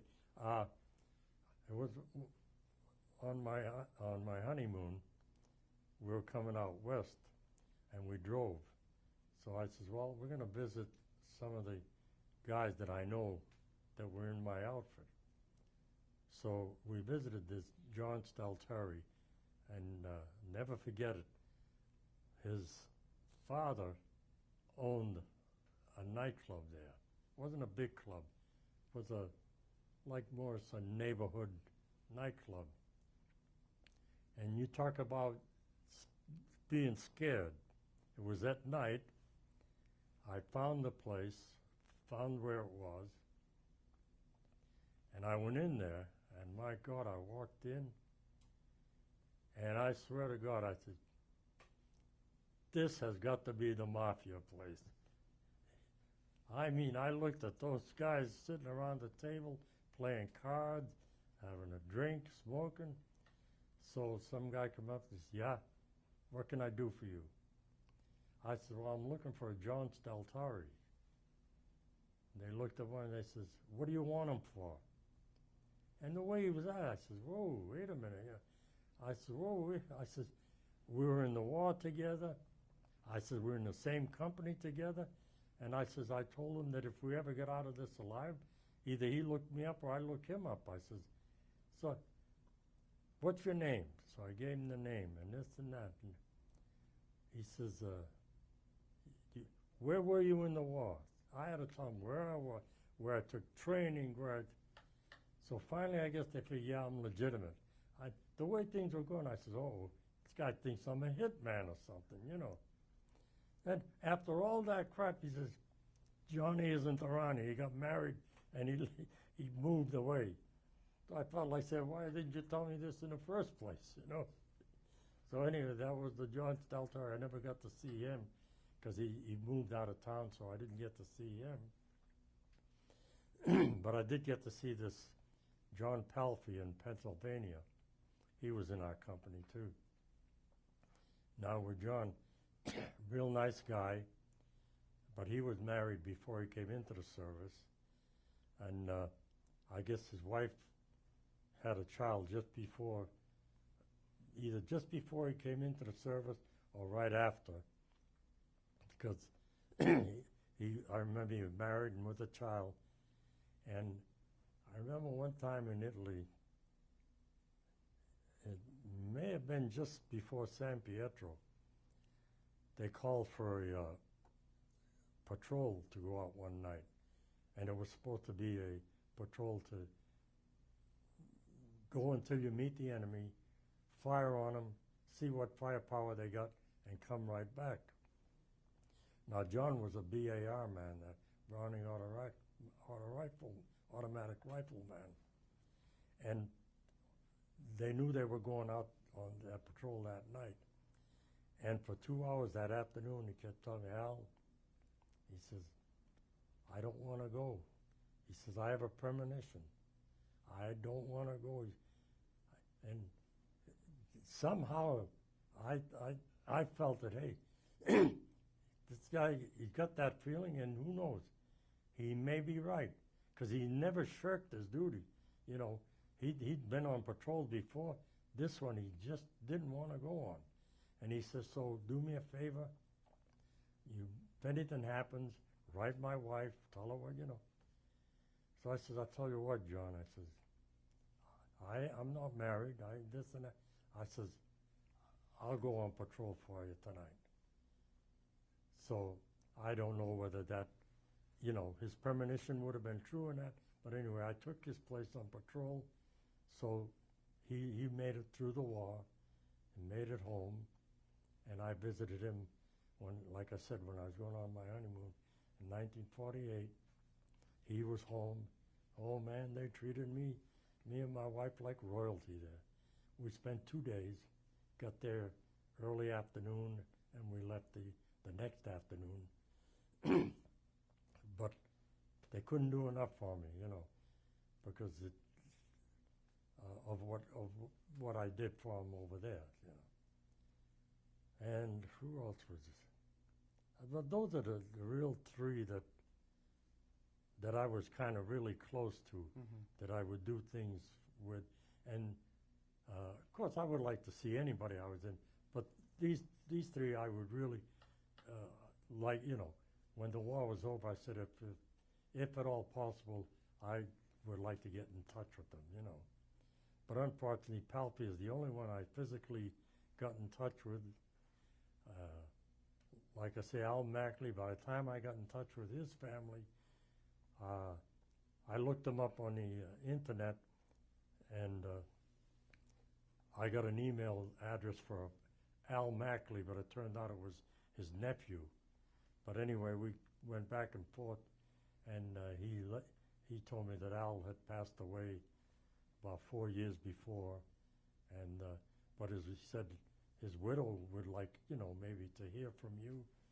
So I emailed her a couple times, but I've never been able to go back to New York to visit, you know, with them. So, but like I say, those are the best friends I had in the service. So. So going back, Now, where were you exactly when you found out that the war had ended, at least for you in Europe? We were in Germany, but I don't remember what city. Okay. I don't remember. Okay, so once you joined the 63rd, then you were shipped back to stateside? Yeah, I got sent to the 63rd, and I think we may have been at Le Havre for almost a month because we had to go through a process before they let us on the ship and to send us home. We went through a delousing procedure. Oh man, that was. You go in this place, you take a shower, then you go in and they'd get a hose with like powdery stuff, because evidently somebody in the outfit had what they called scabies, and they weren't about to let us go to the United States. So we were supposed to have left within 2 weeks, but we didn't leave for almost a month before they, were actually sure that we were all right and to let us go back to the States. So, but knowing we were going home, we didn't mind it too much because we said, hey, these other guys some of them are being sent over to, over in, the Philippines and stuff. But says, we know we're going home, So the month's wait there was, nothing. Because we'd joke and we'd play cards and they'd let us go to town now and then, under supervised conditions, because we never knew when we were going to ship out. So, but I'd say it was a good month spent there. An anxious month, but a good one. Wow. And so when you finally did arrive home here in the States, where did you arrive? I think I don't know, was it New Jersey? But I know we were mustered out of Camp Devens again, Fort Devens, because that's where we went in, and that's where they released us from. So, yeah, we got out. I got out in October of '45, and I hung around a while. I didn't go right back to work because at that time we had what they called the 5220. We were getting. Now I'm not sure which whether it was $20 a week for 52 weeks or $52 a week for 20 weeks, but it was something that we were getting some kind of money, and I knew I didn't have to go right back to work because they assured us that no matter what, when you got out of the Army, you could go back to your old job. They had to give you back your old job. So I said, well, I'm not about to get tied down right away. So I think I probably loafed around for about 6-7 weeks, visiting my friends and doing this and doing that. And then after about 7 weeks, it got a little, I said, well, I've done all the visiting I want to do. I think I better go back to work and start earning a little money, And that's what I did. I went back to work and kind of fell back into my old ways, although the same people weren't around, the same friends. A lot of them were there, but they had already married, so I wasn't hanging out with them. And it was almost like having to make a group of new friends again, guys that liked the same thing you did and were interested in the same thing, So it was almost like starting over again. But I did. It worked out. I went back to work, back to my dancing and drinking with the guys and stuff like that for maybe about a little less than a year, because then I met the woman that I was going to marry, and I kind of settled me down a little, although she loved dancing too, so we used to go dancing a lot. And I courted her for almost 2 years before we married, and got married in 1948. Like I said on the tape earlier, we honeymooned in California because my brother had already moved here to California. So we figured we'd like to see California and part of the country, and it would be nice driving the country, seeing the country, seeing my brother, and because I hadn't seen him in a while. And then figured, well, come home and settle down, which I did. But then I got the wanderlust. The money I was making wasn't that great in Lawrence. My brother kept writing me and telling me that he could get me into the construction, working in construction.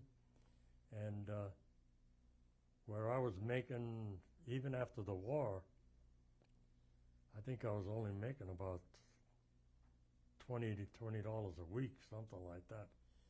So he says, if you come out here, he says, I can get you a job in construction starting at $2.50 an hour, which was good money in those days. So talked to my wife about it, and we talked things over. Her mother had passed away in the meantime, and she still had a brother living at home with the father. So we got together and talked about it anyway, and they said, well, yeah, we can manage. If you want to move, if you really want to go out there, don't worry about Dad. We'll take care of him, and you go do whatever you feel you have to do, So I thought, well, my wife was agreeable. My folks didn't mind, because my father had been visited my brother, and he loved it here, because it was in this area, because it reminded him a lot of Italy. When he came and visited, there were still all these orchards around. So he said, when I retire, he says, I'm retiring in California. So I said, well, fine. If he's going to retire in California, I'll go to California too. But he got killed in an automobile accident before he retired, so that shot the California thing for him. But I still had in the back of my mind that I wanted to go. So in 1952, I came out, and I was going to go to school on the GI Bill of Rights. I was going to go to dental, not as dentist, but to make plates and stuff, dental plates. But I didn't come out here, maybe I don't think I was out here 3-4 months, and I got word that my father was killed, so I had to go back, because there was no one there, because my brother was on the road as a musician, and my sister was married. So I said, well, I'll go back because my wife hadn't come out here yet, because I was going to come out here and get set up, go to school and get set up, and then send for her. But like I said, when my dad got killed, I came home and stayed home until I think in about a year, and then we went back to California, and I've been there ever since. But occasionally I go home.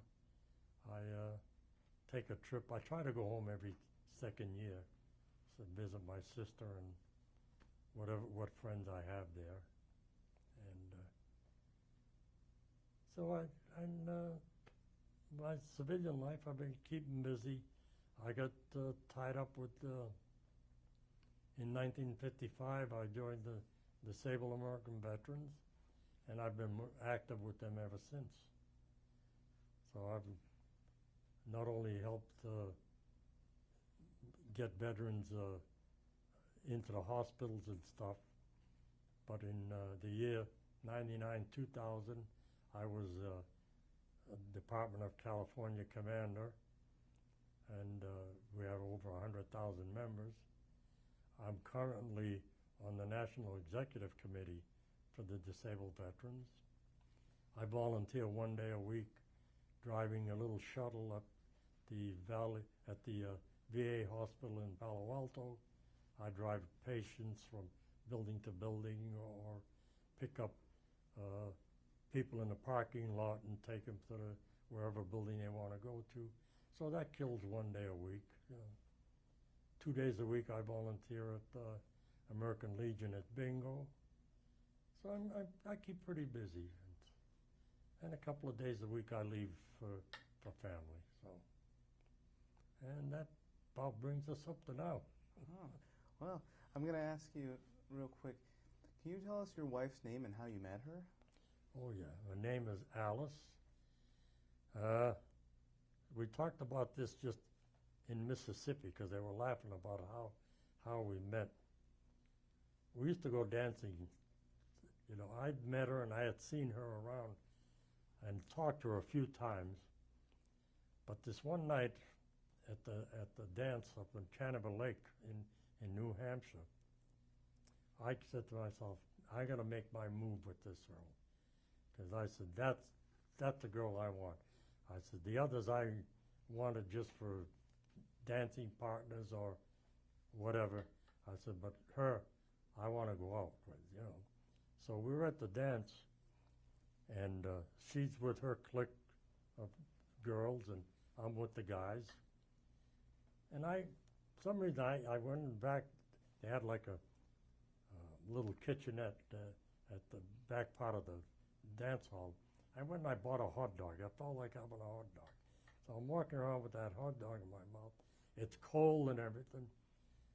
I don't know so I just went up to her. I said, son, hey, would you like a bite of the hot dog? And she looked at me like I'm a nut. I said, come on, have a bite of hot dog. I figured she takes a bite of hot dog, I'll sit down and we can talk, you know. She looked, she said, but that cold hot dog, you want me to take a bite of coffee? She said, if you want to talk to me, sit down and talk to me. So then I did. We sat down and we talked that night, you know, and went home. At that time, we used to go to Cannibal Lake by bus. And, but we didn't get on the same bus going home. They left a little earlier than we did.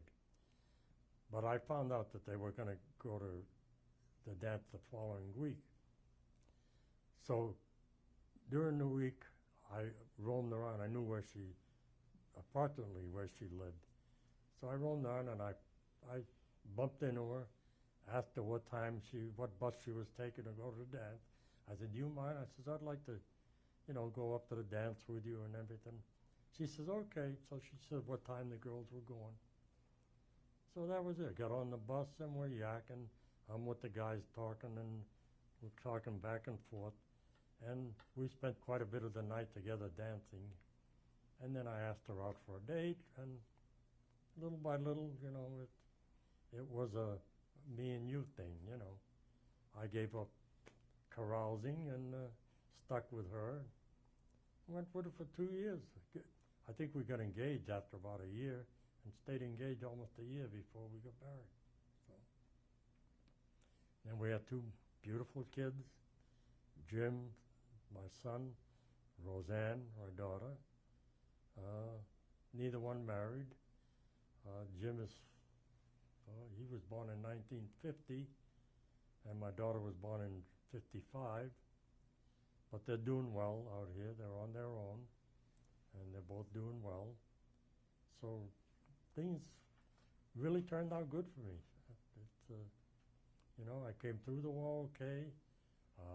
Not too many scars, and a lot of things I know I don't remember, a lot of things I don't want to remember, but all in all, I said one time in one of the speeches that I didn't want to go, but since I had to go to war, I don't regret the experience I had, you know. It opened my eyes up to to a lot of different things, and it reminded me always of what my father used to say: treat everyone as an equal, you know. And more you learn that in the Army, because you always want somebody watching your back, you know. It's, you don't want to make enemies there. There's no such thing. That's why I say after the war started, naturally we were losing more Texans because they were all, you know, most of them were Texans. And as we got replacements, we were getting them from Pennsylvania, from all those things. And before you knew it, now all of a sudden they weren't giving us the business anymore. Now they had to treat us like one of their own, because, you know, they figured, hey, if I give this guy too hard a time, and we get in something real tight, you know, situation, who knows, he may just turn around and walk off, you know. So we started getting along pretty good. And I kept thinking, Dad, you're right. You know, you got to treat people the way you want to be treated. So he was a smart man. So do you ever share any of your wartime experiences with either of your children? I didn't for years. And it wasn't up until maybe, I guess maybe 6, 7 years ago we started, you know, they started asking me about questions, and I started telling them about some of the experiences I had, you know. And it's like anything else, even like the 442nd and that. When I went to that reunion, company reunion, and the speech I made, some of those young kids in the audience were crying. They came up to me after and said, you know, my grandfather never told me things like that. My father never told me what he went through, you know. And I said, well, people, we don't like talking about it, you know. And but I'm glad I went to them, because it opened up the eyes of a lot of young people, and they are too. Because I heard from some of them after, it says, boy, that little speech you made there, now I went to my father and I asked him questions, and I finally got to where he's answering and telling me some of the things he went through. So I think at times it helps to talk about it, you know. But we were reluctant. And I figure, why do I want my children to know what it's like, you know? If it ever came to a thing where he had to go to war, then maybe I would tell him, you know. But over the years, he asked me questions, and I'd answer him and tell him as well I could what, you know, what happened and what we went through. And did you ever talk about anything like after the war with either your siblings or your parents about your war experiences? No, you know, with my parents, I don't know whether they wanted to hear anything about it or did. I really never discussed it with them.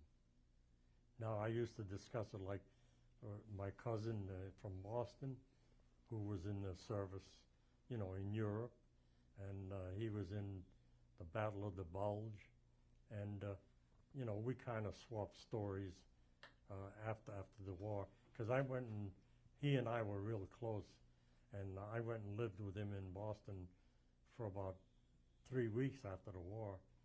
So we used to go out almost every night, and he and I and this friend of his, Nick, I can't think of his last name, he was also a veteran, but we used to go out night clubbing together, you know, and stuff. And I have to say, we were treated like kings. My God, after the war, it wasn't like the Vietnam War. When we got out, you go in a joint, especially when I was still wearing a uniform until I got, you know, busted out. You walk in a joint, you couldn't buy a drink. You were a hero. You had a uniform on, couldn't buy a drink. And if you didn't have a uniform on and they found out, hey, I just got back from overseas, you still couldn't buy a drink. You know, I mean, it was really 3 weeks of really, how can I put it? They made you feel like a movie star, you know. Hey, you did this, you did that, and how was it over there? But that was something it was tough. We told him it was rough. You wouldn't want to do it. It was rough. Well, have another drink. So that was it for my after-war experiences. Great. See, one of the last questions we usually ask is, in terms of, first I want to thank you very much for sharing all this time with us and sharing your story. Thank you. My pleasure. And one of the things we usually like to ask is in terms of what you think is important about people learning about and understanding the contributions of military units like the 141st and the 442, to passing on the knowledge of this to future generations. Well, I don't know. I think what I learned from it, I think, is the fact that the people, if they really try and really put their mind to it, that no matter what your race, religion, or nationality is, you can get along, and you can help one another, and that was proven so great with the 442nd. I mean, here's a people whose folks were taken away from their homes, their businesses, they were put in a camp, and yet they said, well, okay, that maybe happened to my folks, but we're going to show you that we are American, and they went and volunteered to fight for their country. And so, to me, I would say, if you could watch a tape like this, listen to me, and do like what my father used to tell me.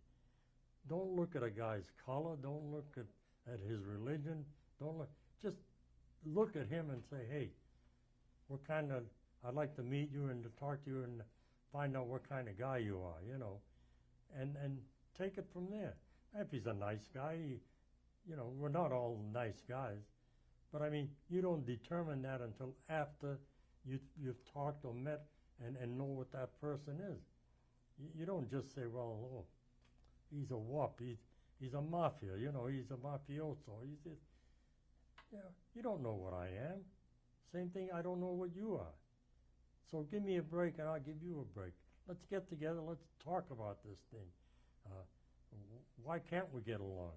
What's wrong with a yellow person? What's wrong with a black person? There's nothing wrong with any of us. But it's just these things that have come up from years ago and parts of the country look down on certain peoples. Other parts of the country look down on other peoples. It's like a good example. I just came back from Mississippi. They are still prejudiced down there, I mean, I've seen people there, and I've talked with some people there, and they still use the N-word, Maybe not right to a person's face, but if they're talking to me, oh yeah, them N guys, niggas, they're still giving us problems down here. And I said, well, they're giving you problems because you give them problems, and maybe, I said, because if you treated them halfway decent, oh no, you can't treat them. It says they'll step all over you, walk all over you. That's crazy, So the South is still, they need a lot of work here. They need to listen to people like me a lot more, really. I'm not the greatest guy in the world, but at least I learned through experience, don't demean anybody else, be good to people and people will be good to you. At least I think they will anyway. So, and that's my philosophy. So I'm not the smartest guy in the world, not the most intelligent guy in the world, but that much I know. So I've got Jewish friends, and to me, they're no better than, no worse than my Italian friends. I got Italian friends that are bums, and but I figure, hey, if you don't bother me, I don't bother you. So, but that's what I would leave, and that's what I've instilled in my children. And thank God they were raised that way, because my son and daughter, to them there is no color, there's nothing, and they know, like my son knows or my daughter knows. If my son fell in love with a black girl, he could bring her home, and it's not going to bother me, because to me it's still a person, a human being. So if he turns out gay, she turns out, that's all right. That, to me, that's not it's not something they chose or they picked. They were born that way, as far as I'm concerned.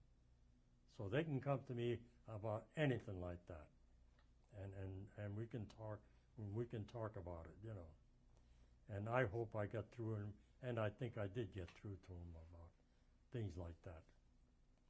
And I think if everybody else could, I think it'd be a hell of a lot better world if we could stop border stuff or, well, he comes from here or he comes from there, or he can't be too good, because I remember in the old days, the Italians, as many Italians as we were in Lawrence, we could have elected any official we wanted, because we used to outnumber, because we used to get the other ethnic group that would have, come along with the Italians. We get an Italian to run for office, we on the corner talking about, hey, don't forget, you got to vote for so-and-so. But I ain't going to vote for him. Why? I knew his father in the old country. His father was a bum. I said, well, that don't make him a bum. No, it runs in the family. I mean, that kind of thinking, And that's what used to bug me. And I said, if we stuck together, I said, the mayor could be Italian, the guy in public safety could be Italian. I said, what's the matter with you guys?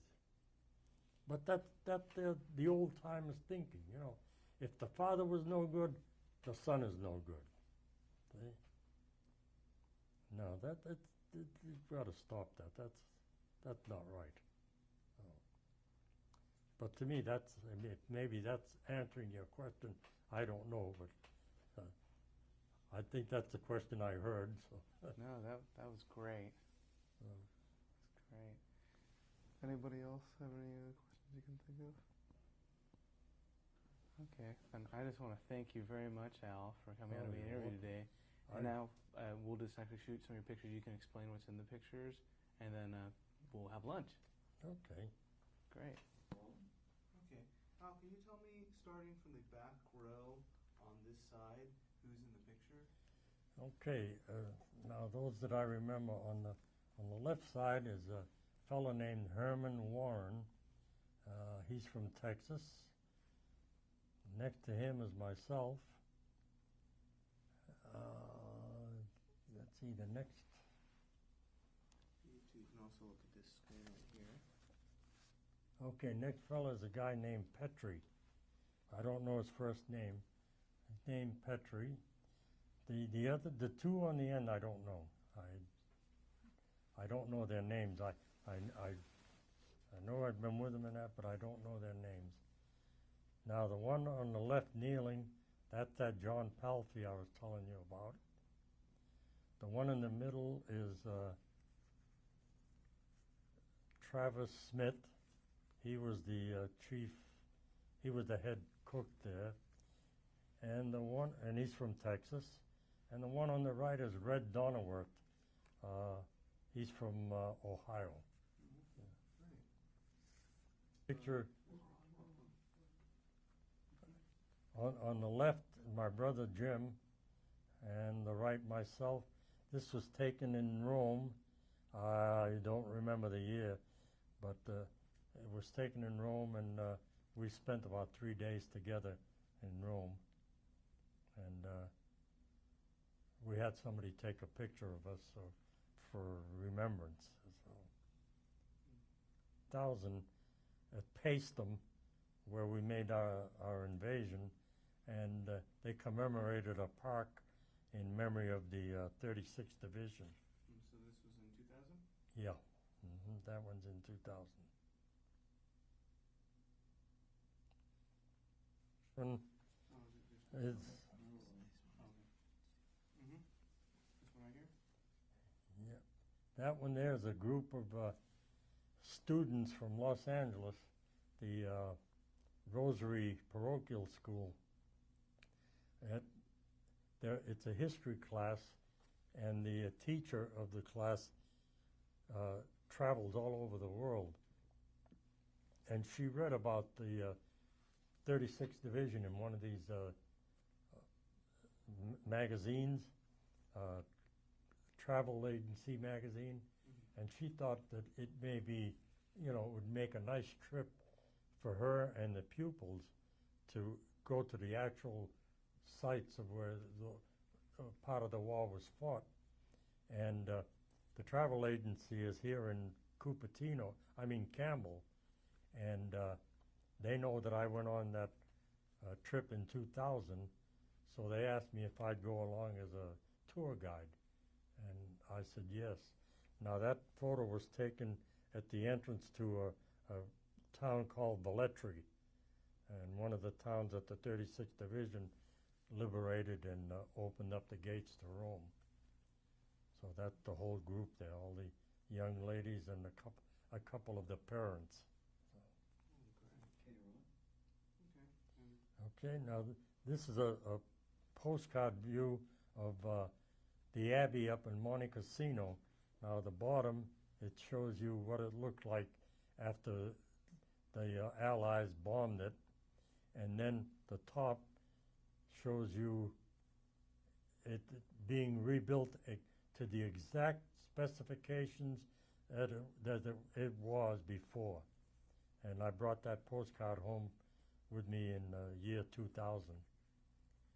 So it's really amazing how they, and as hard as that road is to get up there, how they rebuilt that to the way it is. It's just amazing. Okay, can you tell us a little bit about this flag? Yeah, this is a flag that I brought home with me when we liberated one of the cities in Germany. They had this flag flying. I guess they didn't have time to take it down and take it with them when we routed the town. So I was lucky enough to take it down and before anyone else got to it. And then what I did, I had quite a few of the fellows in my company sign it, and I have quite a few names of the guys in my company on there, and I'm kind of proud of that flag. It doesn't I don't take it out very often, and it isn't shown to too many people because I don't think they'd want me showing a German flag anymore. But I'm kind of proud of it.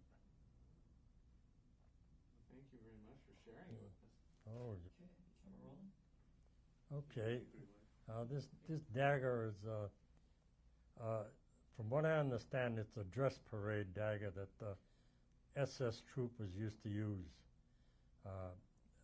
That's the story I got. I'm not sure whether it's true or not, but it is a nice, authentic German dagger, and I got it from one of the POWs that we took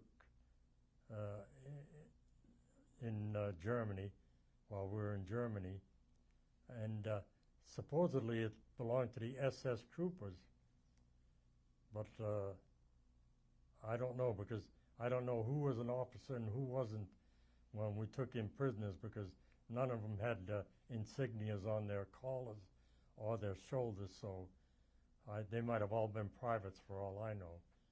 But anyway, I got that from one of the prisoners, and it's one of the few things that I brought home that I had that didn't disappear before I got home. Maybe it'd be nice if you opened that, huh? kind of hard to open. Yeah, it is. Just try to get just the. Yeah. Let me put something. I'm gonna move the floor. Okay, camera's rolling. And there's an inscription on the blade. It says "Alles for Deutschland," which I guess to mean all for Germany or all for the fatherland, I think, is what it is. So I haven't cleaned it up because I don't know if I ever wanted to sell it as a collector's item, if you're supposed to touch these things and clean them up or so. But I hadn't thought about this for a long time, but recently somebody asked me if I had any souvenirs from the war, and when I showed him this, he says, "Hey," he says, "that's probably a collector's item." So he knows a collector of stuff, and he's gonna have him look at it and let me know if it indeed is worth anything or not. But I'm leaving it for my children, though.